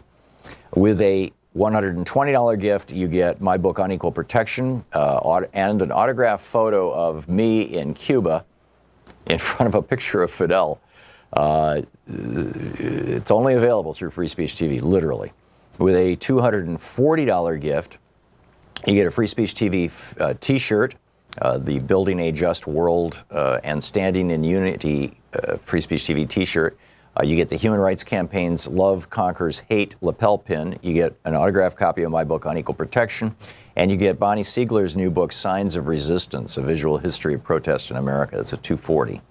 At a $360 donor level, you get the autographed picture of me when Louise and I were in Cuba. You get an autographed book by me, Unequal Protection. You get Patrice Kahn-Kohler's book, When They Call You a Terrorist. This is the story of Black Lives Matter. You get the book Signs of Resistance by Bonnie Siegler. You get a 1-year subscription to the Thom Hartmann audio podcasts, which normally you'd have to go to our website and buy. You get 4 bumper stickers, all 4 of them. Free Speech TV, This Is Not Normal, Expect a Clown, Elect a Circus, and Thom Hartmann University. That's $360. With $480 contribution, you get a DVD of little pieces of my trip to Cuba. Louise and I took several hours of videotape. We're editing it down to something, you know, reasonable, and I think you're going to find it absolutely fascinating if you want to see what it's like going on a Code Pink trip to Cuba with Tom and Louise, our excellent adventure. The only way anybody can get this anywhere on Earth is to make a $480 contribution to Free Speech TV. That's it. We're not going to sell them. We're not going to give them away. We're not going to play it on the air. It's just here for you. And in addition to the DVD, you get my book Unequal Protection autographed. You get the book When They Call You a Terrorist. You get the Signs of Resistance book. And you get the Free Speech TV T-shirt. And with a $1,000 gift, come to Portland here, and I'll take you out to lunch. There's a couple nice places nearby. You can come over to the studio for the last half hour or so of the show, hang out with us, and see how it's all done. But the important thing is we have to keep this network going. If you've never contributed before, and I know 98% of you have not, if you've never contributed before, please call now. And if you have, please, we need your help. 877-378-8669. Please call now. Let's try to get ourselves up to that $10,000 a day level at the very least. Please call now. Thank you.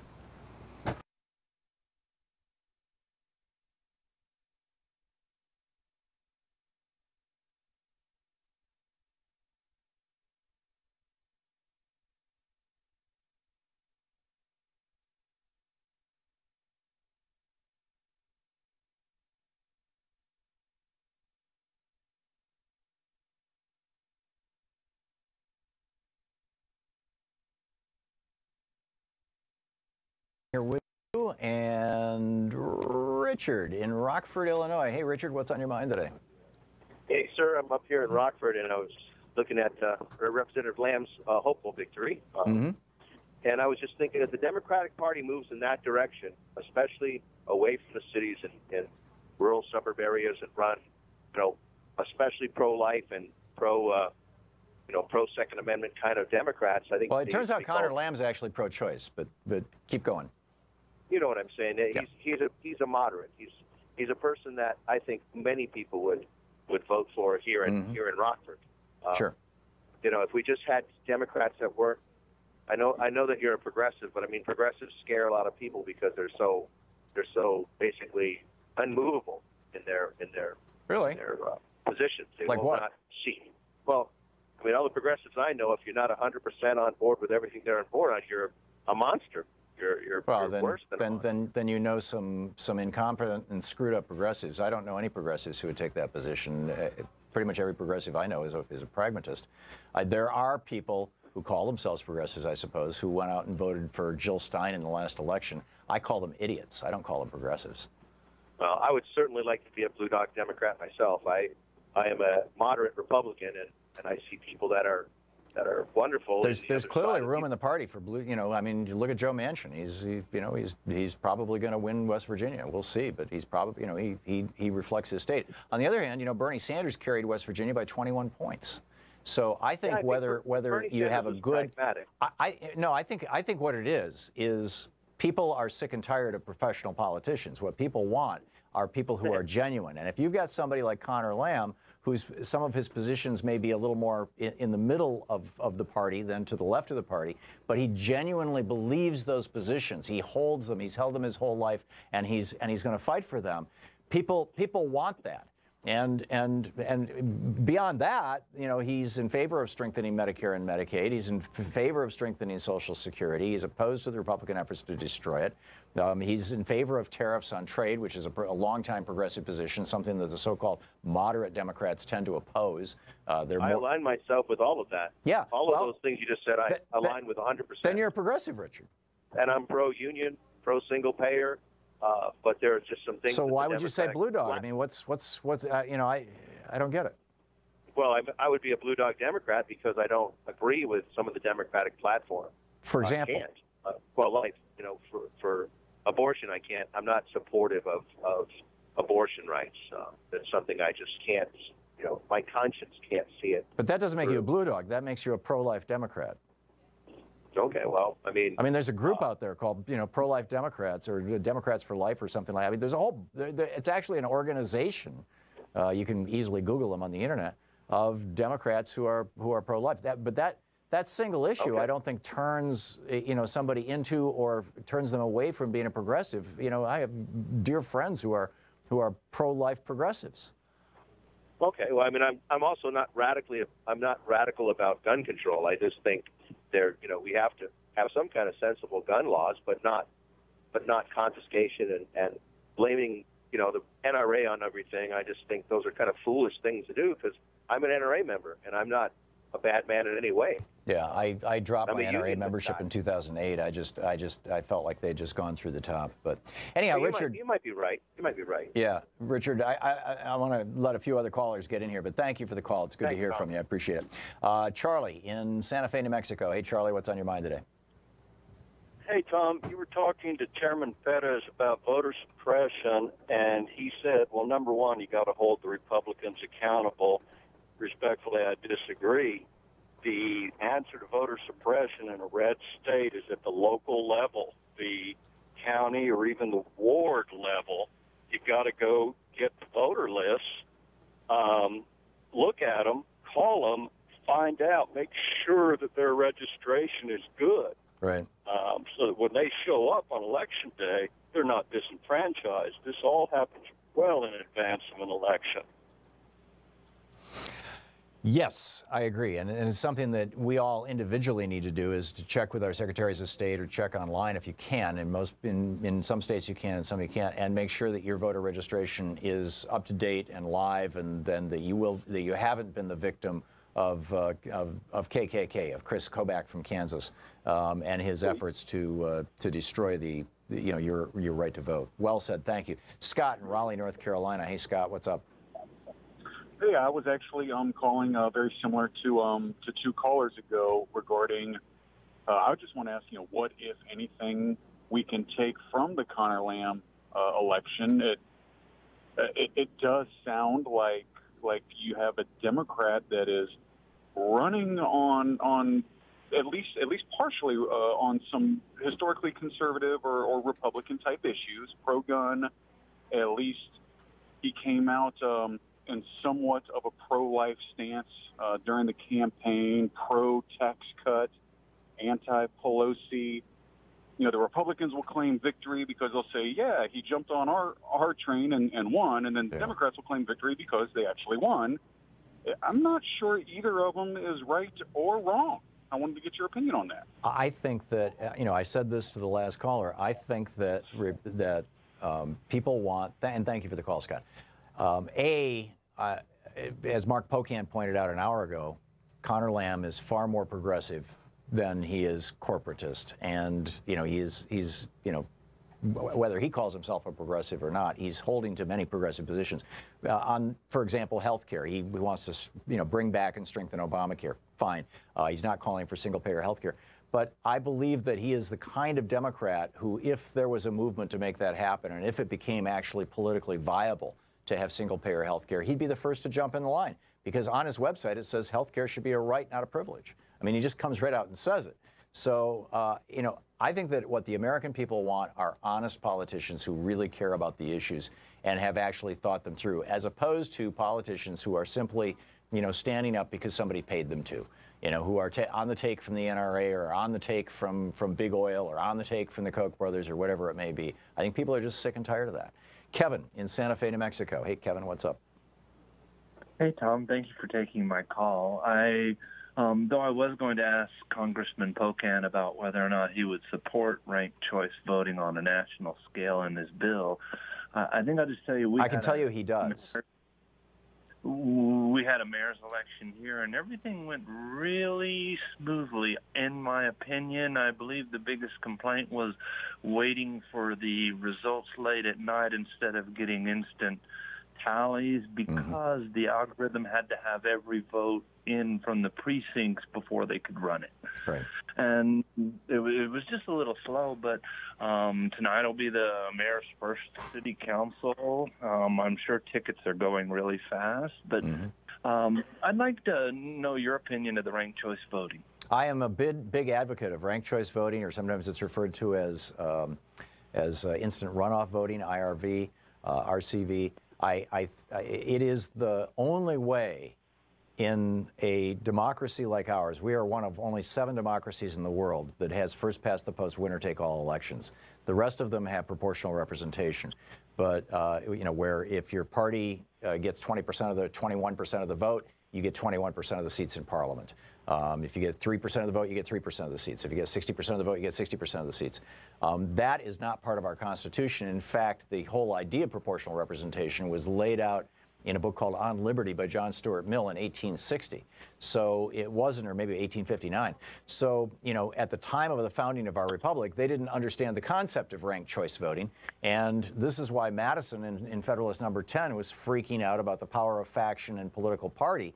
You know, and be careful and please don't form political parties and all that kind of stuff, which is kind of ironic because Madison then, along with Jefferson, founded the modern-day Democratic Party. But I agree with you, and I'm really glad to hear that ranked choice voting worked well there in Santa Fe. And thanks for the heads up, Kevin. Lou in Pueblo, Colorado. Hey, Lou, what's up? Hey, Tom. Yeah, just one quick statement. I think Perez should not mistake Republican failure for Democratic success. But I think you said that, but maybe I should have said it simpler. Well, I'm seeing it as both. I think that, you know, and the other thing about Trump, I don't think this is so much an anti-Trump backlash as it's an anti-billionaire backlash, and Trump is merely the emblem of that. You now have a guy in the White House who is just nakedly an oligarch, and now even Republicans are realizing we live in an oligarchy, as Jimmy Carter pointed out.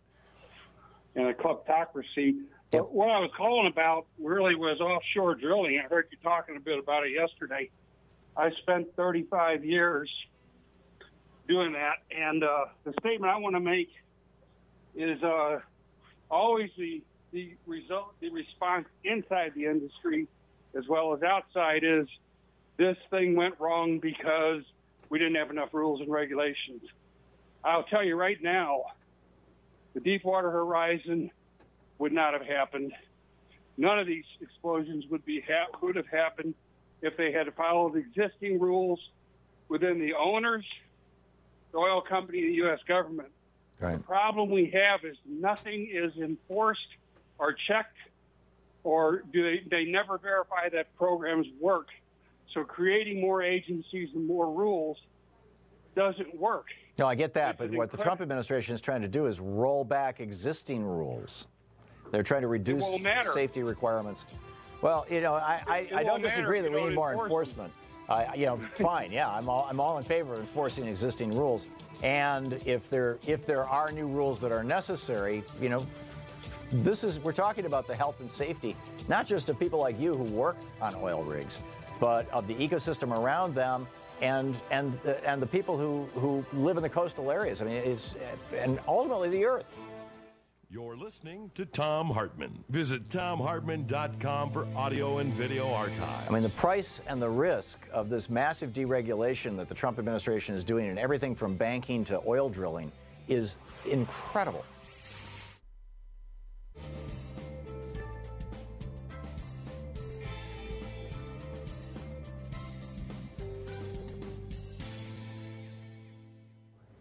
And welcome back. Jenny in Fernley, Nevada. Am I saying that right, Jenny? You are correct. Thank you for taking my call. Sure. Thanks for watching us on Free Speech TV. What's on your mind? Well, it really has to do with, I know a lot of people when it comes to the abortion topic and how their belief structure is conception is life.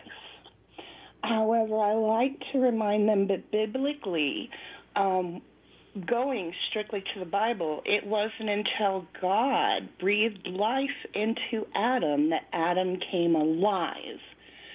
So wouldn't it, or at least in my viewpoint, isn't until a child is born and they breathe their first breath, that breath of life. So the whole concept of abortion ending a life, well, I don't see it beginning a life because it hasn't breathed. That was the concept, that a child acquires life at birth, that held even in the Catholic Church up until, I don't know, the 14, 15, 1600s, somewhere around in there. And then another concept, and I'm not sure exactly why this changed, and I have to go back and look at it, of quickening came along, which was that the child was a child when, basically viability, when, you know, it started kicking and things like that, and that was the concept. There had always been a debate about when does the soul enter the body, kind of thing. These are religious debates. You know, the practical debate that the Supreme Court laid out in 1973, and that you know, arguably we could move up a few weeks in terms of defining viability given the state of medical technology now, is that if a fetus is viable, or if whatever the appropriate word is for a developing baby in the womb, if they're viable outside the womb, then you have a lot of appropriate government restrictions on abortion. If they're not viable outside the womb, then they are basically tissue that is the property of the body of the mother, and it is her decision. And you know, that, you know, unfortunately, or maybe fortunately, I'm not sure, the Supreme Court defined these three trimesters of gestation with different rules for each one of the 3 trimesters. In doing so, they were essentially creating law, which is not what the Constitution provides for the Supreme Court to do. It should have been done by the federal legislature, and it should have been done as a consequence of an open and aggressive debate. And we've never really had that debate. And as a consequence, mostly Catholics are taking the Catholic Church's modern-day position that life begins at conception. Or actually, the Catholic Church's modern-day position is that life begins at intention, which is why they're opposed to birth control, because birth control is preventing you know, a child from coming into the world that God wants to have because the couple has, you know, decided to have sex or whatever. And you know, again, it's a religious argument. I think that we need just a more practical one. Am I making sense, Jenny? Totally. I completely agree with you.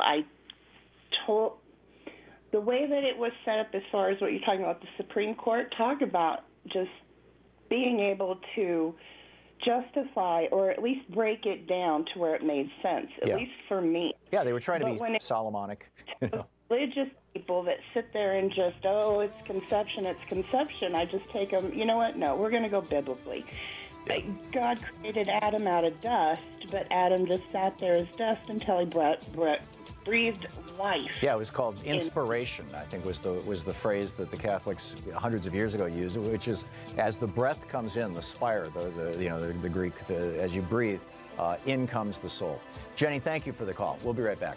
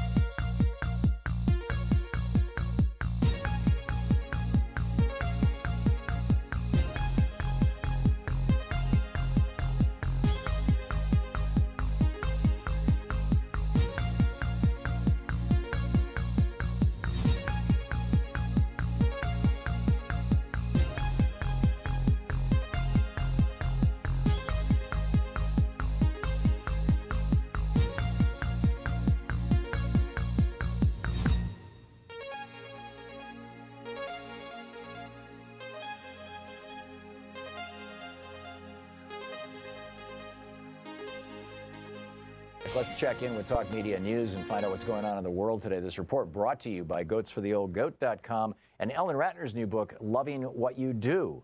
And speaking of Ellen Ratner, she's on the line with us. Hey, Ellen, welcome back to the program. The old goat is here, that's right. Okay, so what's happening in the world? Well, there was a 17-minute walkout by students all across the country at 10 o'clock, whatever time they are in whatever zone.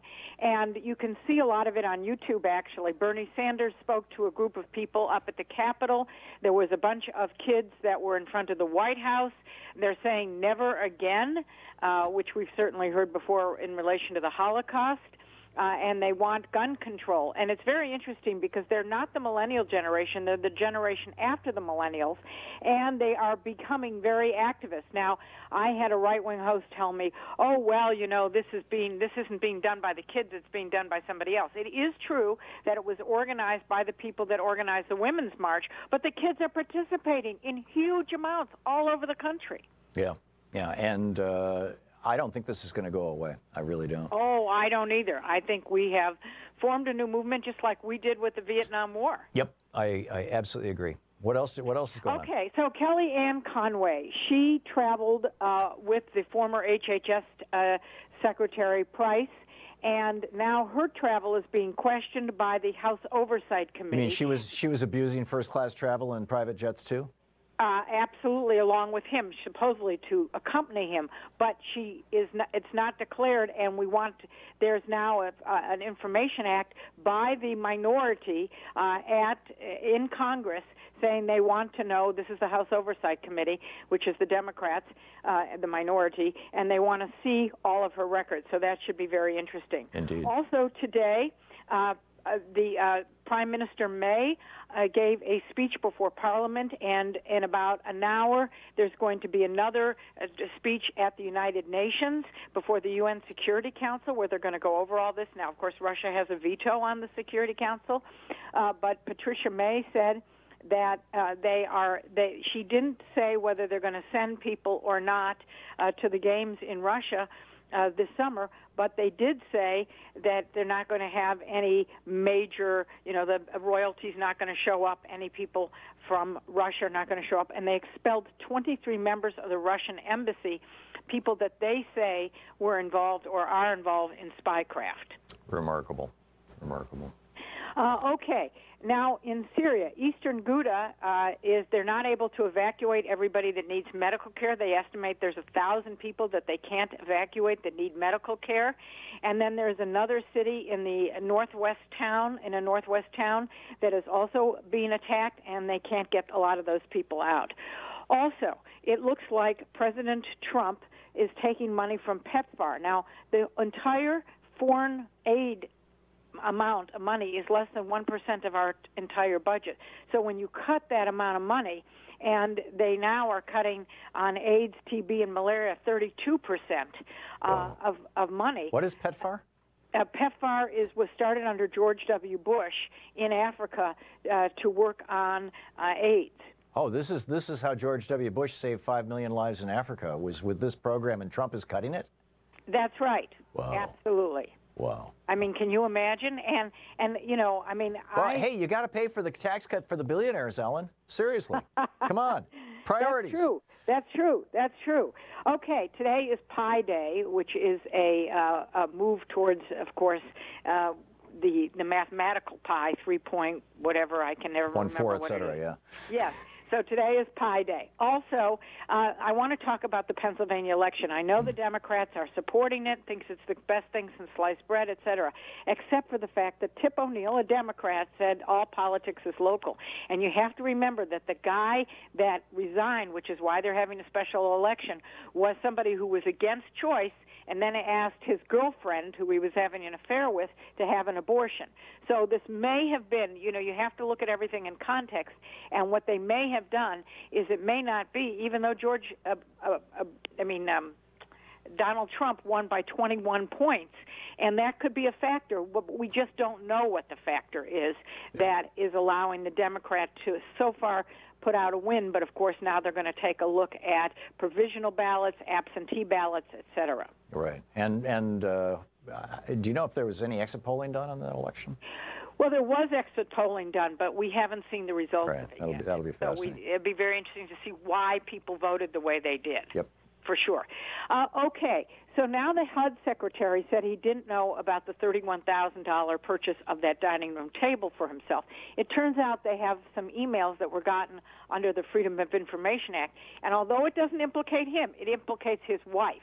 So she absolutely knew about it. Oh, jeez. Which probably means he knew about it. We're talking Ben Carson, and his wife is it Betty Carson? I don't can't know. remember. But he's a doctor. I mean, what he's doing as HUD secretary, believe you me, I don't understand. But hey, yeah, I think he has acknowledged that he's out of his depth in that job, which is unfortunate. He's very much out of his depth in his job. Yeah. Okay, I mean, he ought to stick to brain surgery. Yeah. Well, he's good at that. Yeah. The Oklahoma Senate passed a bill that allows adoption agencies to not let people adopt, singles or gays, if they are actually in disagreement with their moral or religious values. It has to pass the House, which it probably will in Oklahoma. Wow. Wow. So there you have it. Okay. Ellen Ratner with Talk Media News, talkmedianews.com. Thank you, Ellen. Thank you. Great talking with you. This segment brought to you by goatsfortheoldgoat.com and Ellen's new book, Loving What You Do. We'll be right back.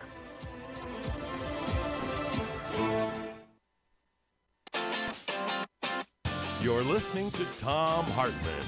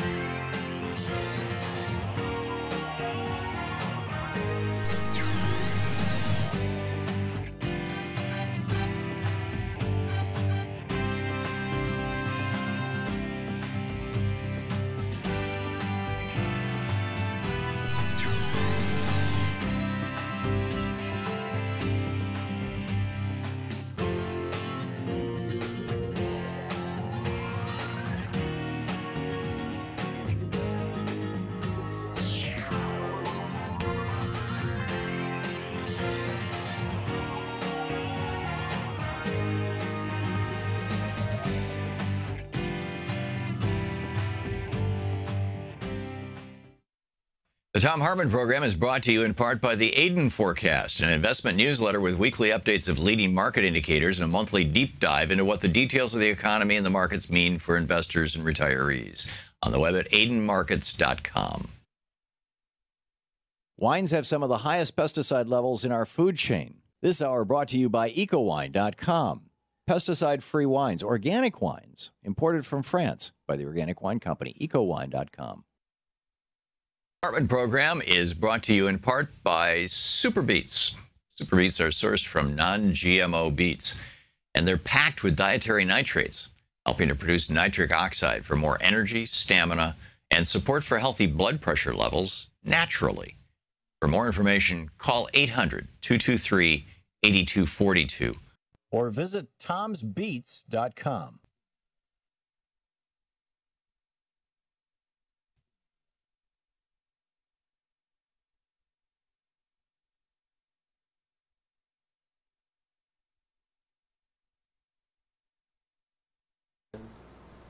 It's the Free Speech TV annual, or not annual, it's a couple times a year, membership drive, pledge drive, fundraising drive, whatever you want to call it. This is what keeps this program and this network on the air. You. And we're not doing well.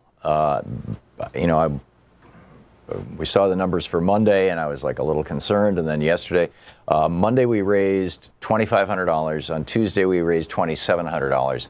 We need to hit $10,000 a day.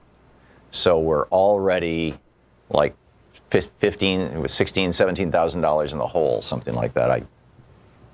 Well, 15,000, let's say. And so please call now, 877-378-8669 is the telephone number, 877-378-8669. And make your contribution to Free Speech TV. Become part of our group, our looking for a word here, flock, tribe, club, party. Become part of Free Speech TV. That's the bottom line. It's become part of this network. This network is doing spectacular work. It's doing vital and important work. And it is only able to continue doing it when you call 877-378-8669 and make a contribution. Without that, there's no revenue. Without the revenue, there's no television station. Free Speech TV goes dark. You don't want that to happen. I don't want that to happen. We're trying to raise money right now to maintain operating expenses. This is not some expansion drive. This is not some cool new thing that we're trying to do. We're trying to keep this network going. We need to pay for the electricity. We need to keep the lights on. These are the things that are absolutely necessary and have to be done right now. So please call 877-378-8669 right now. If you do, we've got a bunch of premiums for you. With a $30 gift, you get a choice of a bumper sticker, the Free Speech TV one, the This Is Not Normal one, the Elect a Clown, Expect a Circus one, or the Thom Hartmann University one. Just let them know when you call, and they'll mark the box or whatever. That's with a $30 contribution. With a $60 contribution, you get the Human Rights Campaign's Love Conquers Hate pin, plus the Free Speech TV blue grocery bag and the Thom Hartmann University bumper sticker. With a $72 gift, you get all 4 of the bumper stickers. This is Not Normal, Elect a Clown, Expect a Circus, Thom Hartmann University, and the Free Speech TV bumper sticker. And by the way, bumper stickers are, you don't have to actually put them on your bumper. You can put them in your back window with a little bit of Scotch tape, you know, and so it's, you don't have to scrape it off at some point when you're going to sell the car. But so anyway, and it's a great way to spread the word. With a $120 gift, you get my book Unequal Protection and an autographed photo of me in Cuba in front of a picture of Fidel. It's only available through Free Speech TV, literally. With a $240 gift, you get a Free Speech TV T-shirt, the Building a Just World and Standing in Unity Free Speech TV T-shirt. You get the Human Rights Campaign's Love Conquers Hate lapel pin. You get an autographed copy of my book Unequal Protection. And you get Bonnie Siegler's new book, Signs of Resistance, A Visual History of Protest in America. That's a $240. At a $360 donor level, you get the autographed picture of me when Louise and I were in Cuba. You get an autographed book by me, Unequal Protection. You get Patrice Kahn-Kohler's book, When They Call You a Terrorist. This is the story of Black Lives Matter. You get the book Signs of Resistance by Bonnie Siegler. You get a 1-year subscription to the Thom Hartmann audio podcasts, which normally you'd have to go to our website and buy. You get 4 bumper stickers, all 4 of them. Free Speech TV, This Is Not Normal, Expect a Clown, Elect a Circus, and Thom Hartmann University. It's $360. With $480 contribution, you get a DVD of little pieces of my trip to Cuba. Louise and I took several hours of videotape. We're editing it down to something, you know, reasonable, and I think you're going to find it absolutely fascinating if you want to see what it's like going on a Code Pink trip to Cuba with Tom and Louise, our excellent adventure. The only way anybody can get this anywhere on Earth is to make a $480 contribution to Free Speech TV. That's it. We're not going to sell them. We're not going to give them away. We're not going to play it on the air. It's just here for you. And in addition to the DVD, you get my book Unequal Protection autographed. You get the book When They Call You a Terrorist. You get the Signs of Resistance book. And you get the Free Speech TV T-shirt. And with a $1,000 gift, come to Portland here, and I'll take you out to lunch. There's a couple nice places nearby. You can come over to the studio for the last half hour or so of the show, hang out with us, and see how it's all done. But the important thing is we have to keep this network going. If you've never contributed before, and I know 98% of you have not, if you've never contributed before, please call now. And if you have, please, we need your help. 877-378-8669. Please call now. Let's try to get ourselves up to that $10,000 a day level at the very least.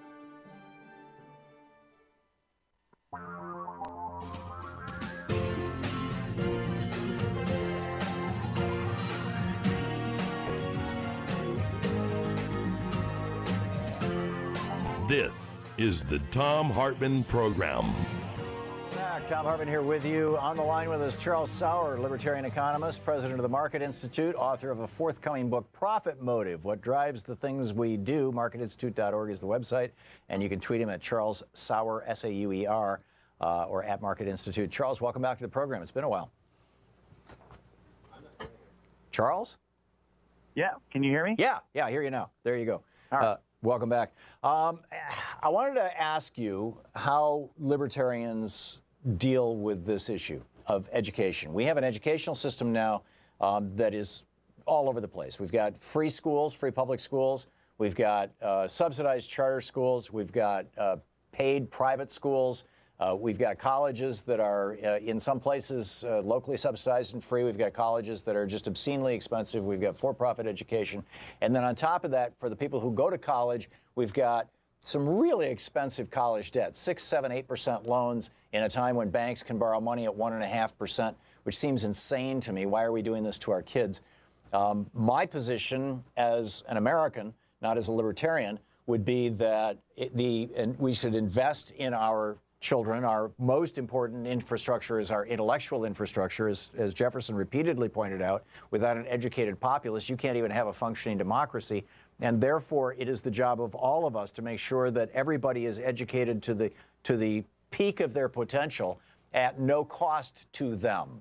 So all schools should be free, and we should do away with even the concept of student loans. How do libertarians approach this? And do you agree that, with Jefferson and me, that, having a well-educated populace is an essential element of a functioning society? Well, see, I agreed with you right until your conclusion, right?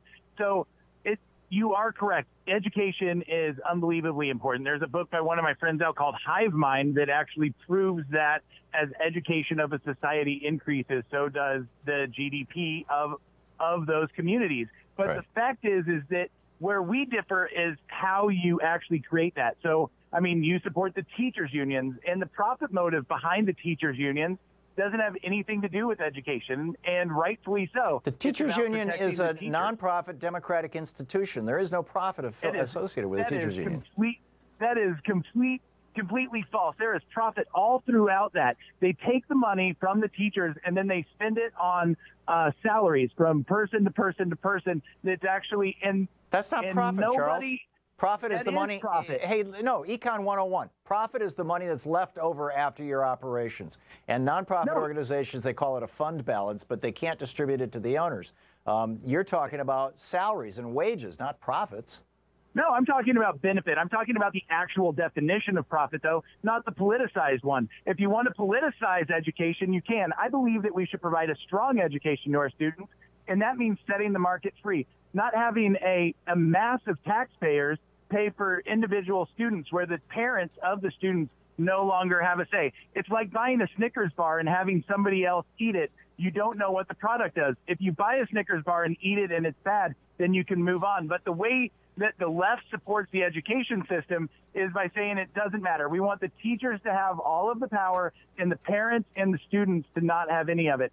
No, nobody's saying that at all. That's a straw man argument, number one. And number two, the broad availability of Snickers bars is not essential to democracy. I'm talking about this is an appropriate definition of the commons. I mean, where do libertarians draw the line? I'm assuming that you think that we should have, at the very least, paid police and fire departments? Yeah, no, you want paid police and fire departments? I might even be for public education because education is important. But what we need to do with public education is something like what they did in D.C. and the left tried to shut down, and that's give students vouchers so that they could actually move from the failing schools into the productive schools. And, of course, President Obama, when he was in, opposed that, and it's something that Speaker Boehner stood up for. It was one of the few votes that he took. And the demand within D.C. parents. Well, the problem with that example, Charles, and you and I both lived in D.C. I lived in D.C. You live there now. So, we're familiar with this. The problem with that, it was that two different issues got mixed up in that debate. And the main Democratic opposition was not to figuring out a way that kids can choose which school they want to go to. It was that one of the choices was taxpayer subsidized religious and for-profit schools. That was the objection, and I support that objection. As much as you want. You can equivocate as much as you want. The point is that the left stood against student choice in that. Students wanted to go to better schools, and you can take out one of the choices, but the fact is that they were able to move around the district and go to well-performing schools. But it sounds like you're still arguing in favor of fully subsidized, at least primary education. And if that's the case, how can you call yourself a libertarian? I mean, David Koch ran for vice president in 1980 on a campaign of ending all public education. He said that the state schools simply indoctrinate students to be good citizens of the state, rather than good libertarians. I didn't advocate for it. I said it's a possibility. The fact is if we can give students vouchers where they can vote, we've at least added free market policies to the thing. But why would you do that to the commons? What free market policy are you going to bring to the fire department? I know that you want to give all the power to the teachers unions because that's the biggest voting block that you have left. You can shout unions all day long. This is not about unions. This is it is. Unions about are voting. This is about unions are power. democracies in the workplace. Teachers, just like any other worker, should have the right to stand up to their employer if they feel that their working conditions are inappropriate, and they should have the right to collectively bargain their compensation. The fact that their employer is we the people, is the government, doesn't mean that there aren't bad bureaucrats who are total pains in the butt. That individual teachers should have the power of a union behind them to go up against. But let's not make this a debate about whether teachers' unions should exist, Charles. No, it actually, this is the point, Tom. You're saying that the commons doesn't matter when it comes to defending the rights of the teachers. You're making that point. What I'm saying is that the teachers' rights I'm matter, separating. I'm saying the teachers matter. are employees. They can't be separated. You don't teachers care about are the commons employees when it comes to the teacher. Teachers are employees. And as employees, they should have the rights that employees should have in this country to collectively bargain. But that's a whole separate debate, which I'm pleased to have with you, and I think we just did, from whether we should have debt-free education and everybody should be able to go to school and learn to the maximum of their intellectual capability without incurring any debt and without having substantial expenses. And I don't see any libertarian way to accomplish that. Your school voucher example from D.C. was still federal money. In the case of D.C., or it would have been state money if it was local or county money, was still taxpayer money. Where is the libertarian argument outside of David Koch's argument that, there simply shouldn't be any public education? The rich should be able to go to school, and everybody else, tough luck, Charlie. I mean, isn't that the official libertarian position?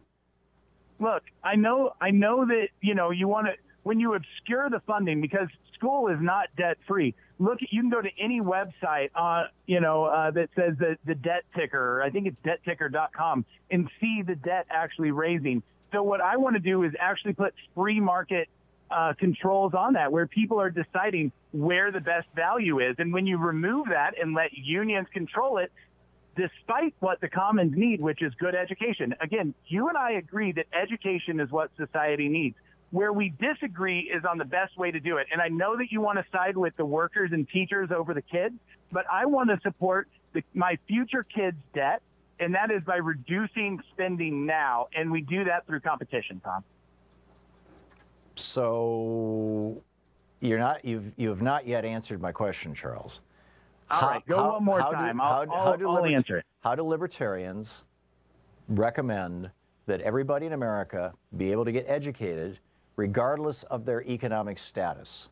How do you do that? How is a kid in a poor neighborhood, whether it's Detroit or Appalachia, how does a kid from a poor neighborhood or from a poor family whose parents can't afford private school, how do they get a decent education if public schools are defunded the way you're suggesting, or even if they have the choice between 2 or 3 local public? And by the way, in large swaths of America, there's you got small towns that have 1 school. Yeah, that's true, but you're just wipe that out when you don't want to let kids possibly move around and vote with their feet. And that's the reason people are willing to stay in that bad school, because if they move to another district, they might be stuck with that bad school. So you don't have a way to fund this, bottom line. No, the fact that you can't move from where we're at, which is a fully funded public education system, to not funding it. We need a bridge. And what I'm talking about is the bridge. And this is something the left should use more often. They should follow the profit motives of the market, and they should figure out how to give the best public education they can. And right now they're not. They're just empowering teachers to abuse our kids and put us in more debt. Okay, Charles, I'll leave you with the last word. Charles Sauer, libertarian economist and president of the Market Institute. MarketInstitute.org is the website. He has a new book coming out, if you're inclined. Profit Motive, What Drives the Things We Do. You can tweet him at Charles Sauer, S-A-U-E-R. Charles, thanks for dropping by today. Thank you, Tom. Good talking with you. We'll be back.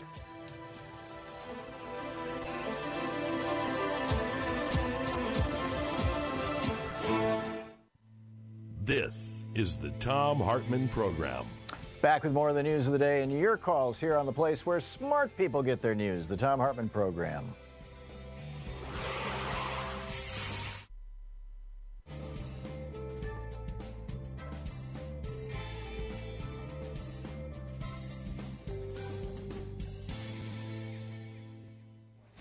And welcome back. I had a... here it is, right here. Susie watching Free Speech TV in Eureka, Montana. Before you go on, Susie, I just wanted to, in my pitch for people to support Free Speech TV, which runs at the top and bottom of the hours, I neglected to mention, and my apologies, Mike W. from San Francisco, who made a $5,000 contribution yesterday to Free Speech TV. Mike, thank you so much, and you know, keep up the great work. But tip of the hat, and I'm looking forward to seeing you, Mike, at one of our we were calling them pizza parties, but now we're going to a restaurant. So whatever you call it, our lunches. Susie, what's on your mind today? Well, thank you for what you've done, Tom. One of the reasons I can keep a real positive focus is listening to your program and Free Speech TV. I'm on Social Security, and I've managed to renew my membership, and I'm going to challenge other people in tight financial circumstances to do the same thing. Thank you. We've got to support your voice and Professor Wolf's and so many other of the truth. Yeah. Thank you so much, Susie. Yeah, only 1 out of 50 people who watch Free Speech TV pick up the phone and call and become members. And I know, you know, some of our nonprofit stations are carrying this as well. You know, KBCS and others, nonprofit stations all across the country. They similarly have pledge drives. They may be running even right now. And you know, it's probably about the same. It's probably about 2% of their listeners call in. And so let's all encourage people, you know, in this case it's the Free Speech TV Fund Drive, but if it's your local, if you're listening to a local radio station, community-supported radio station, support them too. Susie, thank you so much for the comments. Yes, sir. And I wanted to let you know you have activated me along with our revolution, and I'm signed up, and I'll be on the June ballot for precinct committee person. Really? So thank you for that. So how did you do that? Did you just show up at your local Democratic Party? No, I was contacted because I keep bothering people and leaving messages at our revolution numbers. Mm-hmm. And I've been on their mailing list. So I was asked if I would consider becoming a precinct committee person. Whoa. And I Go ahead, continue. didn't really expect that I would have to run on a ballot because they said usually, you know, no one shows up and people just get, you know, told. Right. Oh, you can be the precinct committee person because you're part of the power structure. Right. Anyway, I'm going to try and do my part. I'm working with our superintendent of schools. They have a bond election on the same ballot, so off we go. Yeah. Good luck. That's marvelous, And Susie. I know you have other listeners up in this area of Montana. The progressives are kind of spread out, but please let's all work together and work for education for our kids. I'm so glad that's been kind of the theme of the day. Yeah. So proud of those high school kids. And if you're near Eureka, Montana, and you're a Democrat, vote for Susie for precinct committee person. Susie, thanks for the call. Thank you. Thank you. Great to hear from you. Thank you so much. And thanks for watching Free Speech TV. We'll be right back. It's coming up on 21 minutes past the hour.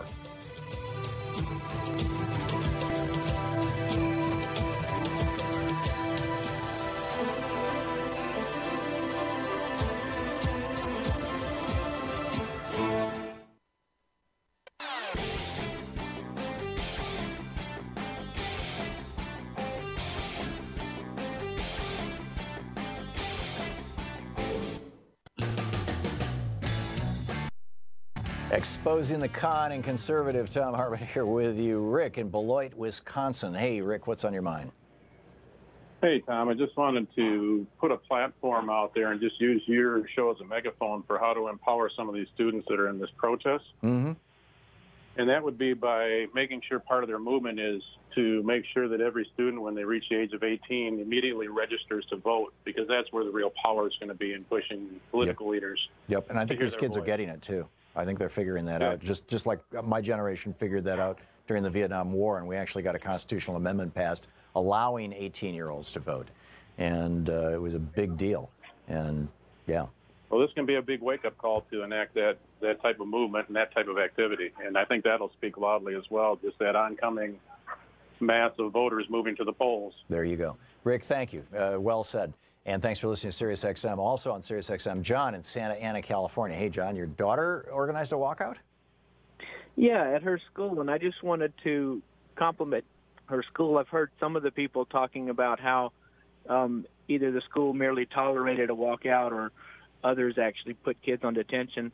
At her school, she told them in advance, and they arranged an active shooter drill for earlier this morning.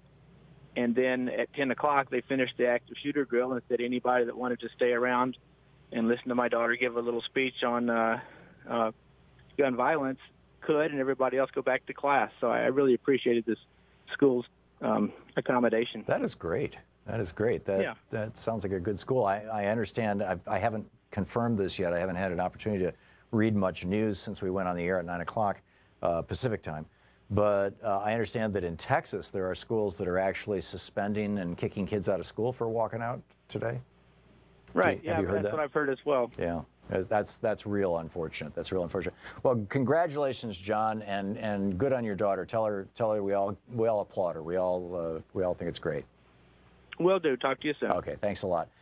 Peach in Tacoma, Washington. Hey, Peach. Thanks for listening to KBCS. What's up?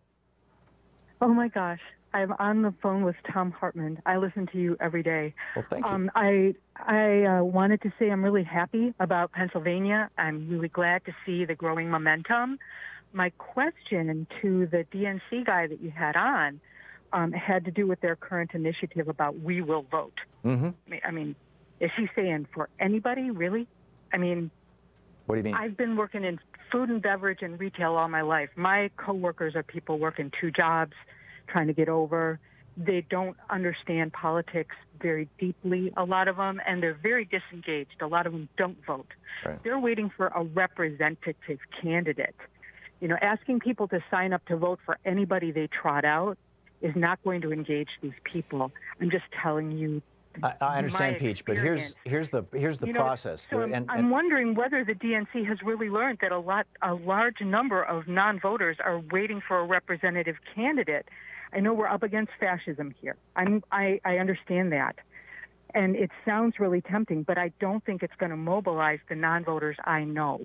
Okay, here's what research shows: that when people register to vote and actually vote, they're far more likely to engage with the information necessary to be a well-educated voter. In other words, they start to pay attention. Just like when you drive a car, suddenly you're paying attention to all the traffic. It's when you become a voter, you start paying attention to politics. And so registering people to vote, even your friends who are apolitical, who get their news from the National Enquirer. Go ahead. I'm listening, and I hear that. A lot of these folks are registered. What they are is principled non-voters. They have decided that neither party is putting out a candidate that is going to represent them. And what I'm seeing, just watching, because I'm very, engaged online and stuff, I'm seeing the DNC trotting out Biden and Kennedy, who are both 1%er white men, and it seems to me kind of like a dog whistle to their donor class.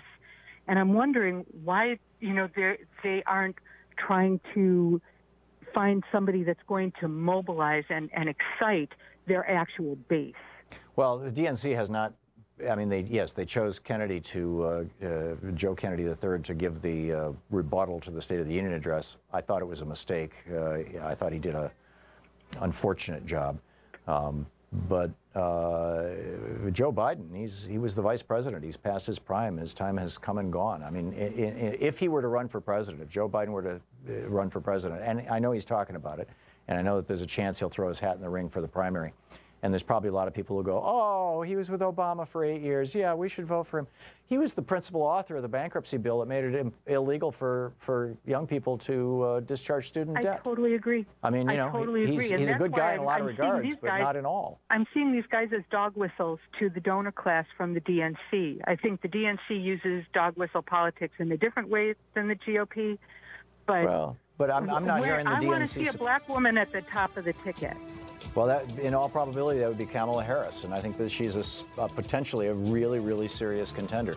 Peach, thank you for the call. It's an interesting conversation. I really appreciate it, and thank you for your kind words. We'll be back in just a few minutes. It's coming up on 28 minutes past the hour here on the Thom Hartmann Program, fair and only slightly unbalanced. You're listening to the Thom Hartmann Program. Call 202-808-9925. And we're going to check in with Dr. Trita Parsi about what's going on with the whole Iran thing right after this.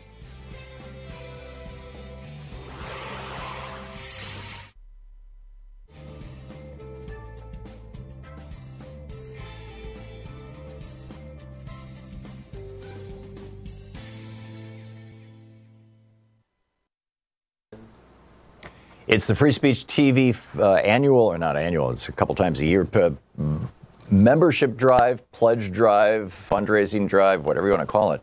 This is what keeps this program and this network on the air. You. And we're not doing well. You know, we saw the numbers for Monday, and I was like a little concerned. And then yesterday, Monday we raised $2,500. On Tuesday we raised $2,700. We need to hit $10,000 a day. So we're already like $16,000, $17,000 in the hole, something like that. Well, 15,000, let's say. And so please call now, 877-378-8669 is the telephone number, 877-378-8669. And make your contribution to Free Speech TV. Become part of our group, our you know, looking for a word here, flock, tribe, club, you know, party. Become part of Free Speech TV.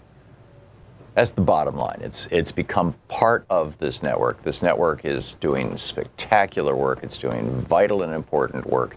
And it is only able to continue doing it when you call 877-378-8669 and make a contribution. Without that, there's no revenue. Without the revenue, there's no television station. Free Speech TV goes dark. You don't want that to happen. I don't want that to happen. We're trying to raise money right now to maintain operating expenses. This is not some expansion drive. This is not some cool new thing that we're trying to do. We're trying to keep this network going. We need to pay for the electricity. We need to keep the lights on. These are the things that are absolutely necessary and have to be done right now. So please call 877-378-8669 right now. If you do, we've got a bunch of premiums for you.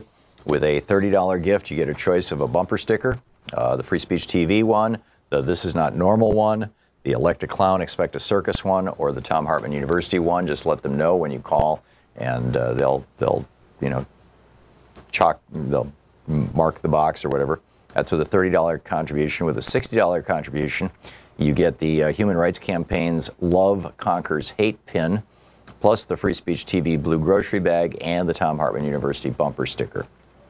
With a $72 gift, you get all 4 of the bumper stickers. This Is Not Normal, Elect a Clown, Expect a Circus, Thom Hartmann University, and the Free Speech TV bumper sticker. And by the way, bumper stickers you don't have to actually put them on your bumper. You can put them in your back window with a little bit of Scotch tape, you know, and so you don't have to scrape it off at some point when you're going to sell the car. But so anyway, and it's a great way to spread the word. With a $120 gift, you get my book, Unequal Protection, and an autographed photo of me in Cuba in front of a picture of Fidel. It's only available through Free Speech TV, literally. With a $240 gift, you get a Free Speech TV T-shirt, the Building a Just World and Standing in Unity Free Speech TV T-shirt. You get the Human Rights Campaign's Love Conquers Hate lapel pin. You get an autographed copy of my book, Unequal Protection. And you get Bonnie Siegler's new book, Signs of Resistance, A Visual History of Protest in America. That's a $240. At a $360 donor level, you get the autographed picture of me when Louise and I were in Cuba. You get an autographed book by me, Unequal Protection. You get Patrice Kahn-Kohler's book, When They Call You a Terrorist. This is the story of Black Lives Matter. You get the book Signs of Resistance by Bonnie Siegler. You get a 1-year subscription to the Thom Hartmann audio podcasts, which normally you'd have to go to our website and buy. You get 4 bumper stickers, all 4 of them. Free Speech TV, This Is Not Normal, Expect a Clown and Like a Circus, and Thom Hartmann University. It's $360. With $480 contribution, you get a DVD of little pieces of my trip to Cuba. Louise and I took several hours of videotape. We're editing it down to something, reasonable, and I think you're going to find it absolutely fascinating if you want to see what it's like going on a Code Pink trip to Cuba with Tom and Louise, our excellent adventure. The only way anybody can get this anywhere on Earth is to make a $480 contribution to Free Speech TV. That's it. We're not going to sell them. We're not going to give them away. We're not going to play it on the air. It's just here for you. And in addition to the DVD, you get my book on equal protection autographed. You get the book When They Call You a Terrorist. You get the Signs of Resistance book. And you get the Free Speech TV T-shirt. And with a $1,000 gift, come to Portland here, and I'll take you out to lunch. There's a couple nice places nearby. You can come over to the studio for the last half hour or so of the show, hang out with us, and see how it's all done. But the important thing is we have to keep this network going. If you've never contributed before, and I know 98% of you have not, if you've never contributed before, please call now. And if you have, please, we need your help. 877-378-8669. Please call now. Let's try to get ourselves up to that $10,000 a day level at the very least. Please call now. Thank you. I'm Nina Turner, and you're watching Free Speech TV.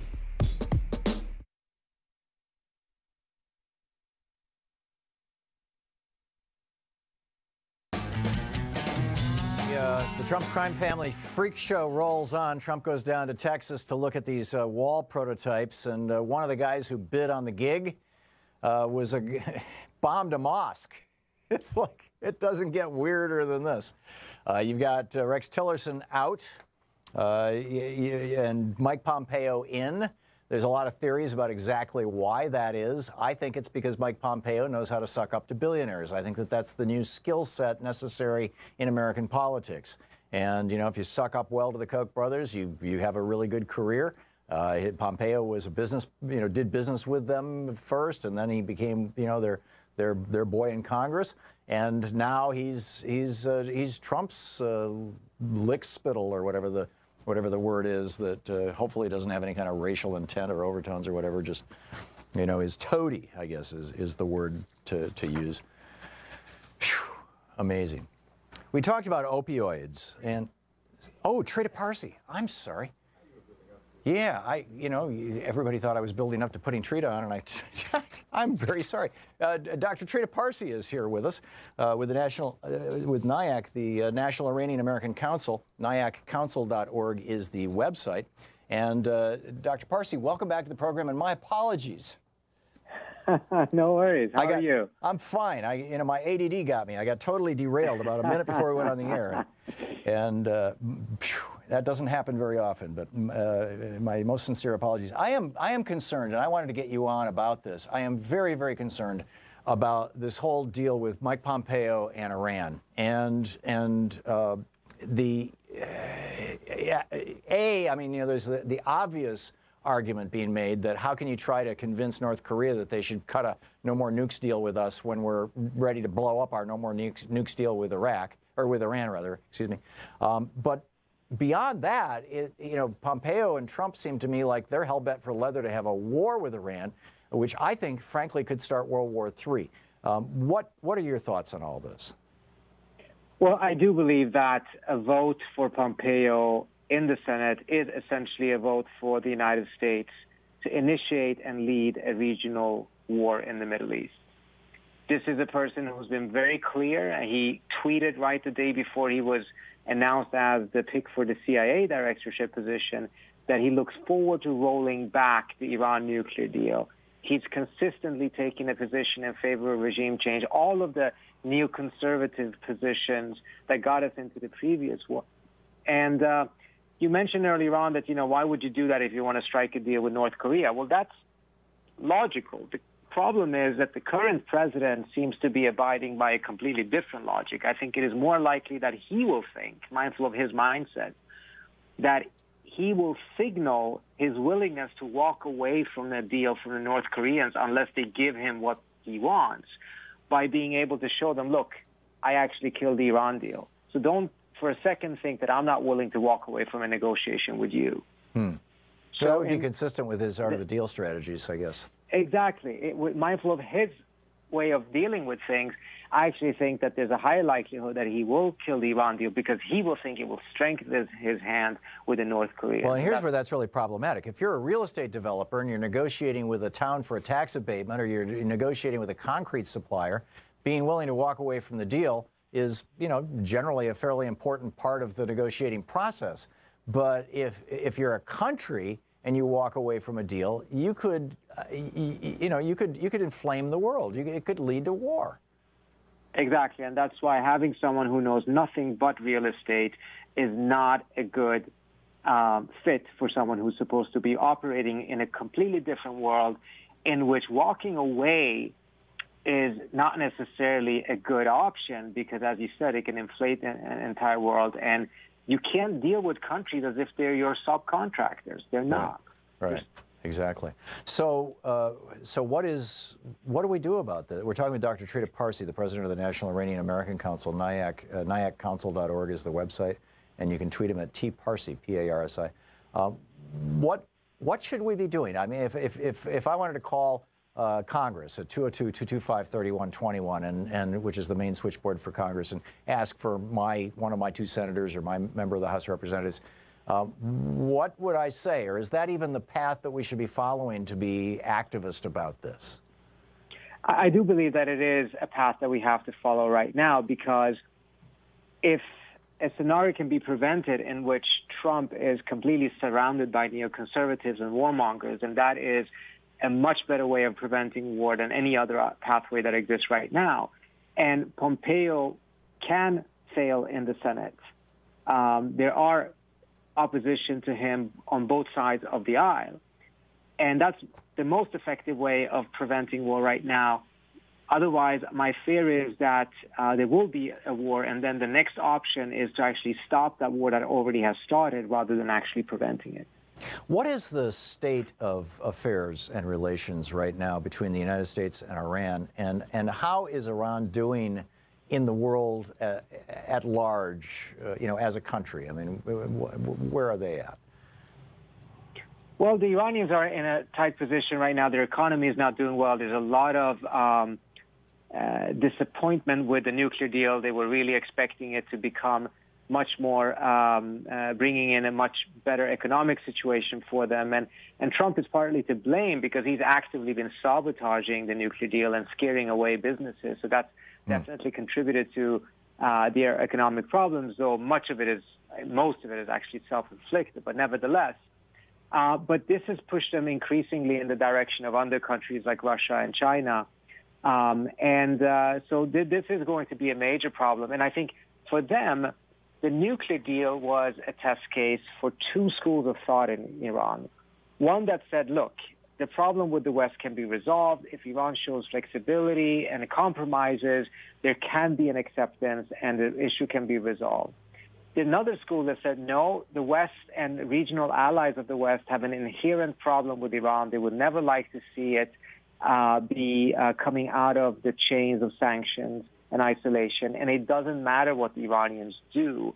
That is an unchanging position of the West. Well, now we have a test case. We had a deal, and Iran has lived up to the deal. Iran agreed to major compromises, and yet, in spite of all that, if the deal is killed by the United States and its allies, the school of thought that thinks that, see, the West is inherently against Iran, even when we compromise, it didn't make a difference, that school is likely going to prevail, and the result is going to be that the Iranians are going to be pursuing a much, much harsher policy in the region, because they're going to reach the conclusion that they can never get acceptance unless they force the other side to accept them, not by compromise, but by coercion. To what extent is the realignment of Israel with Saudi Arabia, with the Sunni Muslim world, essentially, And to some extent, I'd say, it appears to me anyway, and you know this stuff better than I, so please reality check me on it, that even the Trump administration seems to be aligning itself with the Sunni world and in opposition to the Shia world, at least as much as Iran is one of the major Shia countries in the world. What's going on with that, and what are your thoughts on that, and to what extent is that Israeli-Saudi alliance is not the right word, but how does that influence all this? Well, I wouldn't divide it as a Sunni-Shia thing, because I think it's more about the countries who want the United States to come into the region as a hegemon and support them and give them their the maneuverability that they enjoyed in the 1990s. So you have an alliance between Wahhabi Saudi Arabia and Zionist Israel right now. There's no way to explain that through ideological explanations. That can only be explained from the perspective of the balance of power. And that simultaneously, Wahhabi Saudi Arabia is imposing a blockade, and there's the risk of war between Wahhabi Saudi Arabia and Wahhabi Qatar, because that's the only other Wahhabi country in the world. So I think this is much more to do with the balance of power, in which Saudi Arabia and Israel want the United States to be a very strong military presence in the region. They would be the pillars, the local pillars of that order, and it would be based on the United States paying the cost of isolating, containing countries such as Iran, Iraq, any others who are questioning American hegemony in the region. Remarkable. Anything you'd like to add to this? I'll just go back to what we talked about earlier on, which I think, there's definitely a chance for Pompeo not to be approved in the Senate, and that would be one major blow against those who are hoping to drag the United States into a regional war. And a positive step if we can prevent Pompeo from being approved by the Senate. The number for Congress is 202-225-3121. Dr. Trita Parsi, president of the National Iranian American Council, NIACCouncil.org is the website. You can tweet him at tparsi or at NIA Council. Dr. Parsi, thank you so much for dropping by. Thank you. It's always great. Always great talking with you. It's always informative. We'll be right back. You're listening to Thom Hartmann. Visit thomhartmann.com for audio and video archives.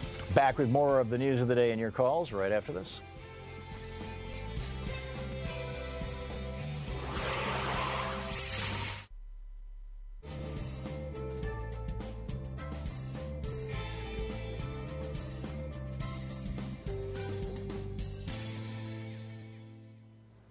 And welcome back. Tiger in Culver City, California. Hey, Tiger, what's on your mind today? I wanted to make a comment about the debate that goes on regarding charter schools. Mm-hmm. I think it's far more nuanced than it's always black and white, and that's exemplified by the fellow's comment that competition creates quality. The thing of it is, children aren't commodities. They're beings that have different needs, and there's a whole variety of child development theories and curriculums, art-based curriculums, and all kinds of things. And what's happening is, which was why the charter movement was so exciting when it started, before it was co-opted by for-profits, was that it was going to explore different ways of educating children. I remember. And parents would have had choices. This way you wouldn't have had to try to but for example, there's a charter school nearby who has excellent results. They're arts based, and a lot of parents want to get into that charter school. However, part of the paradigm requires that the parents be on board in a particular kind of way in their home life and how things are approached regarding whether or not there's homework or that kind of thing. And very often people come, they just want the results. They want the results, but they don't want to do what the curriculum or the child development theory is asking of them. And so it gets very, very tense. I just want to offer that I think the dialogue needs to be far more nuanced. You could crush a really good thing. I think charter schools are very good, but it's the for-profit that creates the problem, and maybe that needs to be what is changed. And I would add, not just the for-profit, but also the religious schools. You've got now Scientology starting their own charter schools. Correct. You've got, the Catholics, of course, for a long, long time have been big in education. These are not appropriately public schools. These are private schools, and they should have been called private schools all along. I remember when in the early days of the charter school movement. I mean, this is like back in the 80s, as I recall. Right. In fact, one of the people who was the program director of our Community for Abused Kids in New Hampshire back in the late 70s, early 80s, went on to start a charter school in California. It did very well. And at that point in time, the charter schools were basically local public schools that were deciding to focus on things where they would relatively specialize, arts and entertainment, for example, or science and math, that kind of thing. And, that makes a certain amount of sense. And, I don't disagree with that. Yeah, but the forces that have been, that whole movement was swept up in, like the currents in a river, the ones that I mentioned, the money, the religion, but then the third one is race. You've got, the state of Virginia, after the Brown versus Board of Education decision that schools had to be integrated, literally closed all their public schools for an entire year because the state of Virginia refused to have, I believe it was Virginia, it might have been Maryland, but I'm pretty sure it was Virginia, refused to have, use state money to pay for the education of integrated school, for black kids in integrated schools. And so there's all these different cross currents, these different competing interests, and just keeping our eye on the notion of public schools, publicly funded schools, and yes, experimentation is good. Yes, I'm with you. Tiger, thank you for the call. I got to run, but thank you very much. Great to hear from you, and thank you for watching us on YouTube. We'll be back. It's coming up on 11 minutes before the hour.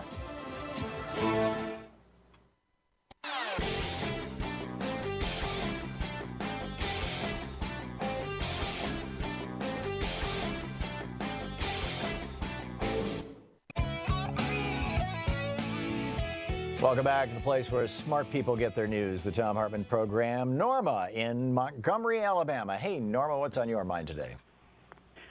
Hi, Dr. Tom. Thanks for picking me up. Sure. When you were talking to Charles Soros, sweet guy, but I think misled, he kept talking about how charter schools and vouchers are the answer to lower-level education. But never does anyone seem to remember that part of Senator Sanders' platform was to put like a 1% tax on the purchase of stock. That just seems to have disappeared from our consciousness. But every day, everything we touch is taxed. The only thing purchased in this country that is never taxed is stock. And if that tax had, if he had won, we would now see a tax on stock that would fund college educations for every child. Yeah, you're right. You're right. On every stock trade, yes. Yes. And it was a quarter of 1%, as I recall, is what he was calling for. I mean, we had this law from World War I until the 1960s. I think 65 was the year that we took it down. We had this excise tax, STET tax they called it, Securities Transaction Excise Tax. I think it's what STET stood for. And it was, I think it might have even been 0.5%. But it raised so much money when they killed it off in the 60s. They killed it off because it was supposed to pay for the Securities and Exchange Commission, one of the reasons why it was put in place in the first place. And, it was generating so much extra money that I guess the Republicans said, we don't need this. But yeah, you're right. You're absolutely right. And that would be a great way to do it. Norma, thank you for the call, and thanks for reminding me of that. That's a good one. Carlene in Jersey City, New Jersey. Am I saying your name right? You are, Tom. Thank you. Thank you for calling. Thanks for listening to Sirius XM. What's up? Yeah, it's my pleasure, and thanks for taking my call. Tom, I've been thinking a lot about, the forgotten American. And whenever we think about the forgotten American, we're thinking of people, that are the underserved. And I'm a single 56-year-old woman. I do not own property. I don't have children. When I get my paycheck every week, 1/3 of my paycheck is taken out in taxes. So when I see news reports of our politicians like Ryan Zinke or Ben Carson or Kellyanne Conway or even Donald Trump spending $130 million in taxes to fly to Mar-a-Lago using our money, I get really infuriated. Especially since they're all rich. They're all rich. And, you know, I make a good salary, don't get me wrong. But after taxes, I might as well be making nothing, right? Yeah. And so, you know, I have been thinking about this a lot. And I wanted to ask you if you know of a case or have ever heard of a case where there's been a class action. I know this is going to sound crazy, but I've been thinking about it a lot, like a class action lawsuit against the government for misusing the people's money. It is our money. It is our government. They work for us. Right. And I don't mind, as a single person who has no children, paying for schools, paying for infrastructure, paying for things that will make this company great. I cried the day that he was put into office because I knew things were just going to spiral down. But now I'm just angry. I'm angry about what they're getting away with and how they're profiting in the White House. So I don't know if there's ever been any kind of cases, any kind of civil lawsuits or anything like that. But, you know, it's coming around tax time, and I completely do not want to pay my taxes. Yeah, I get what you're saying and empathize totally, Carlene. There's this thing called sovereign immunity. You can't sue the government. However, there is a mechanism for reacting to these kinds of abuses, and it's called the election. And I think that what we saw in Pennsylvania yesterday, where you had a district that went 21 points for Trump, it went more than 20 points for Mitt Romney. For two out of the last 4 or 5 elections, the Democratic Party didn't even bother putting a candidate up in that district, and Conor Lamb won. And I don't think it's just because people think that Trump is evil, or they're horrified by Stormy Daniels, or they think he's in the bag with Putin, or whatever it may be. I think it's that they're sick and tired of the whole damn Republican Party behaving like a RICO organization, and, you know, being only interested in the interests of the billionaires, the corporations, and themselves. And I think the outrage that you are expressing, Carlene, is broadly shared across the United States, regardless of party. And, you know, it's a good thing that people are waking up. And what we need to do is, we can't translate it into a lawsuit. I understand your sentiment, but we can translate it into action at the polling places. So the step to do. Right, and I do my good share, not to interrupt you, but I do my good share of activism, and I'm very involved. I'm also, you know, a gay American. I'm a lesbian. And so when I see the rollbacks in civil rights, not just for gay and lesbian people, but just in civil rights in general, and the EPA and everything, I mean, it just adds more salt to the wound. Yeah. I absolutely understand, and I'm totally with you. Carlene, I got to move along, but thank you for the call. Robert in Albuquerque, New Mexico. Hey, Robert, what's up? Yeah, thanks for taking my call. I've been listening to you quite a bit, and I've learned an awful lot. And you touched on many, many points of the complex issues that we have, and I doubt I can get it all in, but I'd like to send you an email to itemize it and get some kind of acknowledgement that you heard me. But let me just jump into it a little bit. You've talked about the billionaires' lack of empathy. There's a very clear reason for that, and that is because they have lived sheltered lives, most of them, and they have never experienced struggle and pain that we little people experience. We're communal by nature, and we rely on everybody around us. The billionaires, they strictly extract the benefits and put nothing into it. They don't see a need to. They use our tax money. They use our court systems, our politicians, our law enforcement to protect their wealth. They preach to us to invest in the stock market, saying we should not be owning our homes. We need to use other people's money and invest. And it's like the definition of insanity, Einstein's definition. We little people, we're the other people. They're using our money. When we have our life savings invested in there, they yank the rug out from under us, and then we come right back and put our money in there again. I think that they are just taking and taking, and I think we need to separate these issues, Robert. Home ownership and participation in the stock markets are ways that people build wealth. Home ownership in particular is how most middle-class wealth in the United States has been built.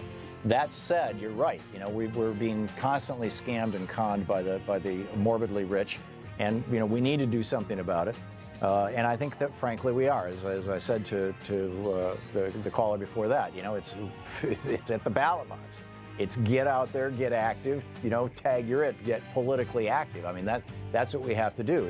Our earlier caller who said that she's going to become a precinct committee person. It's like, that is so cool. I mean, you know, having real power.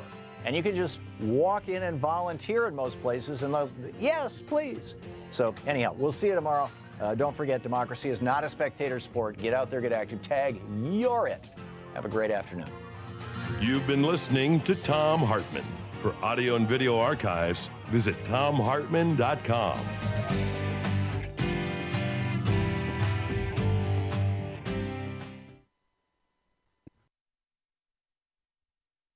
The Thom Hartmann Program is brought to you in part by the Aiden Forecast, an investment newsletter with weekly updates of leading market indicators and a monthly deep dive into what the details of the economy and the markets mean for investors and retirees.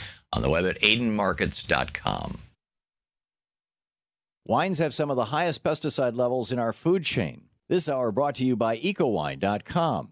Pesticide-free wines, organic wines, imported from France by the Organic Wine Company, ecowine.com. Hartmann Program is brought to you in part by Super Beets. Super Beets are sourced from non-GMO beets, and they're packed with dietary nitrates, helping to produce nitric oxide for more energy, stamina, and support for healthy blood pressure levels naturally. For more information, call 800-223-8242 or visit tomsbeets.com.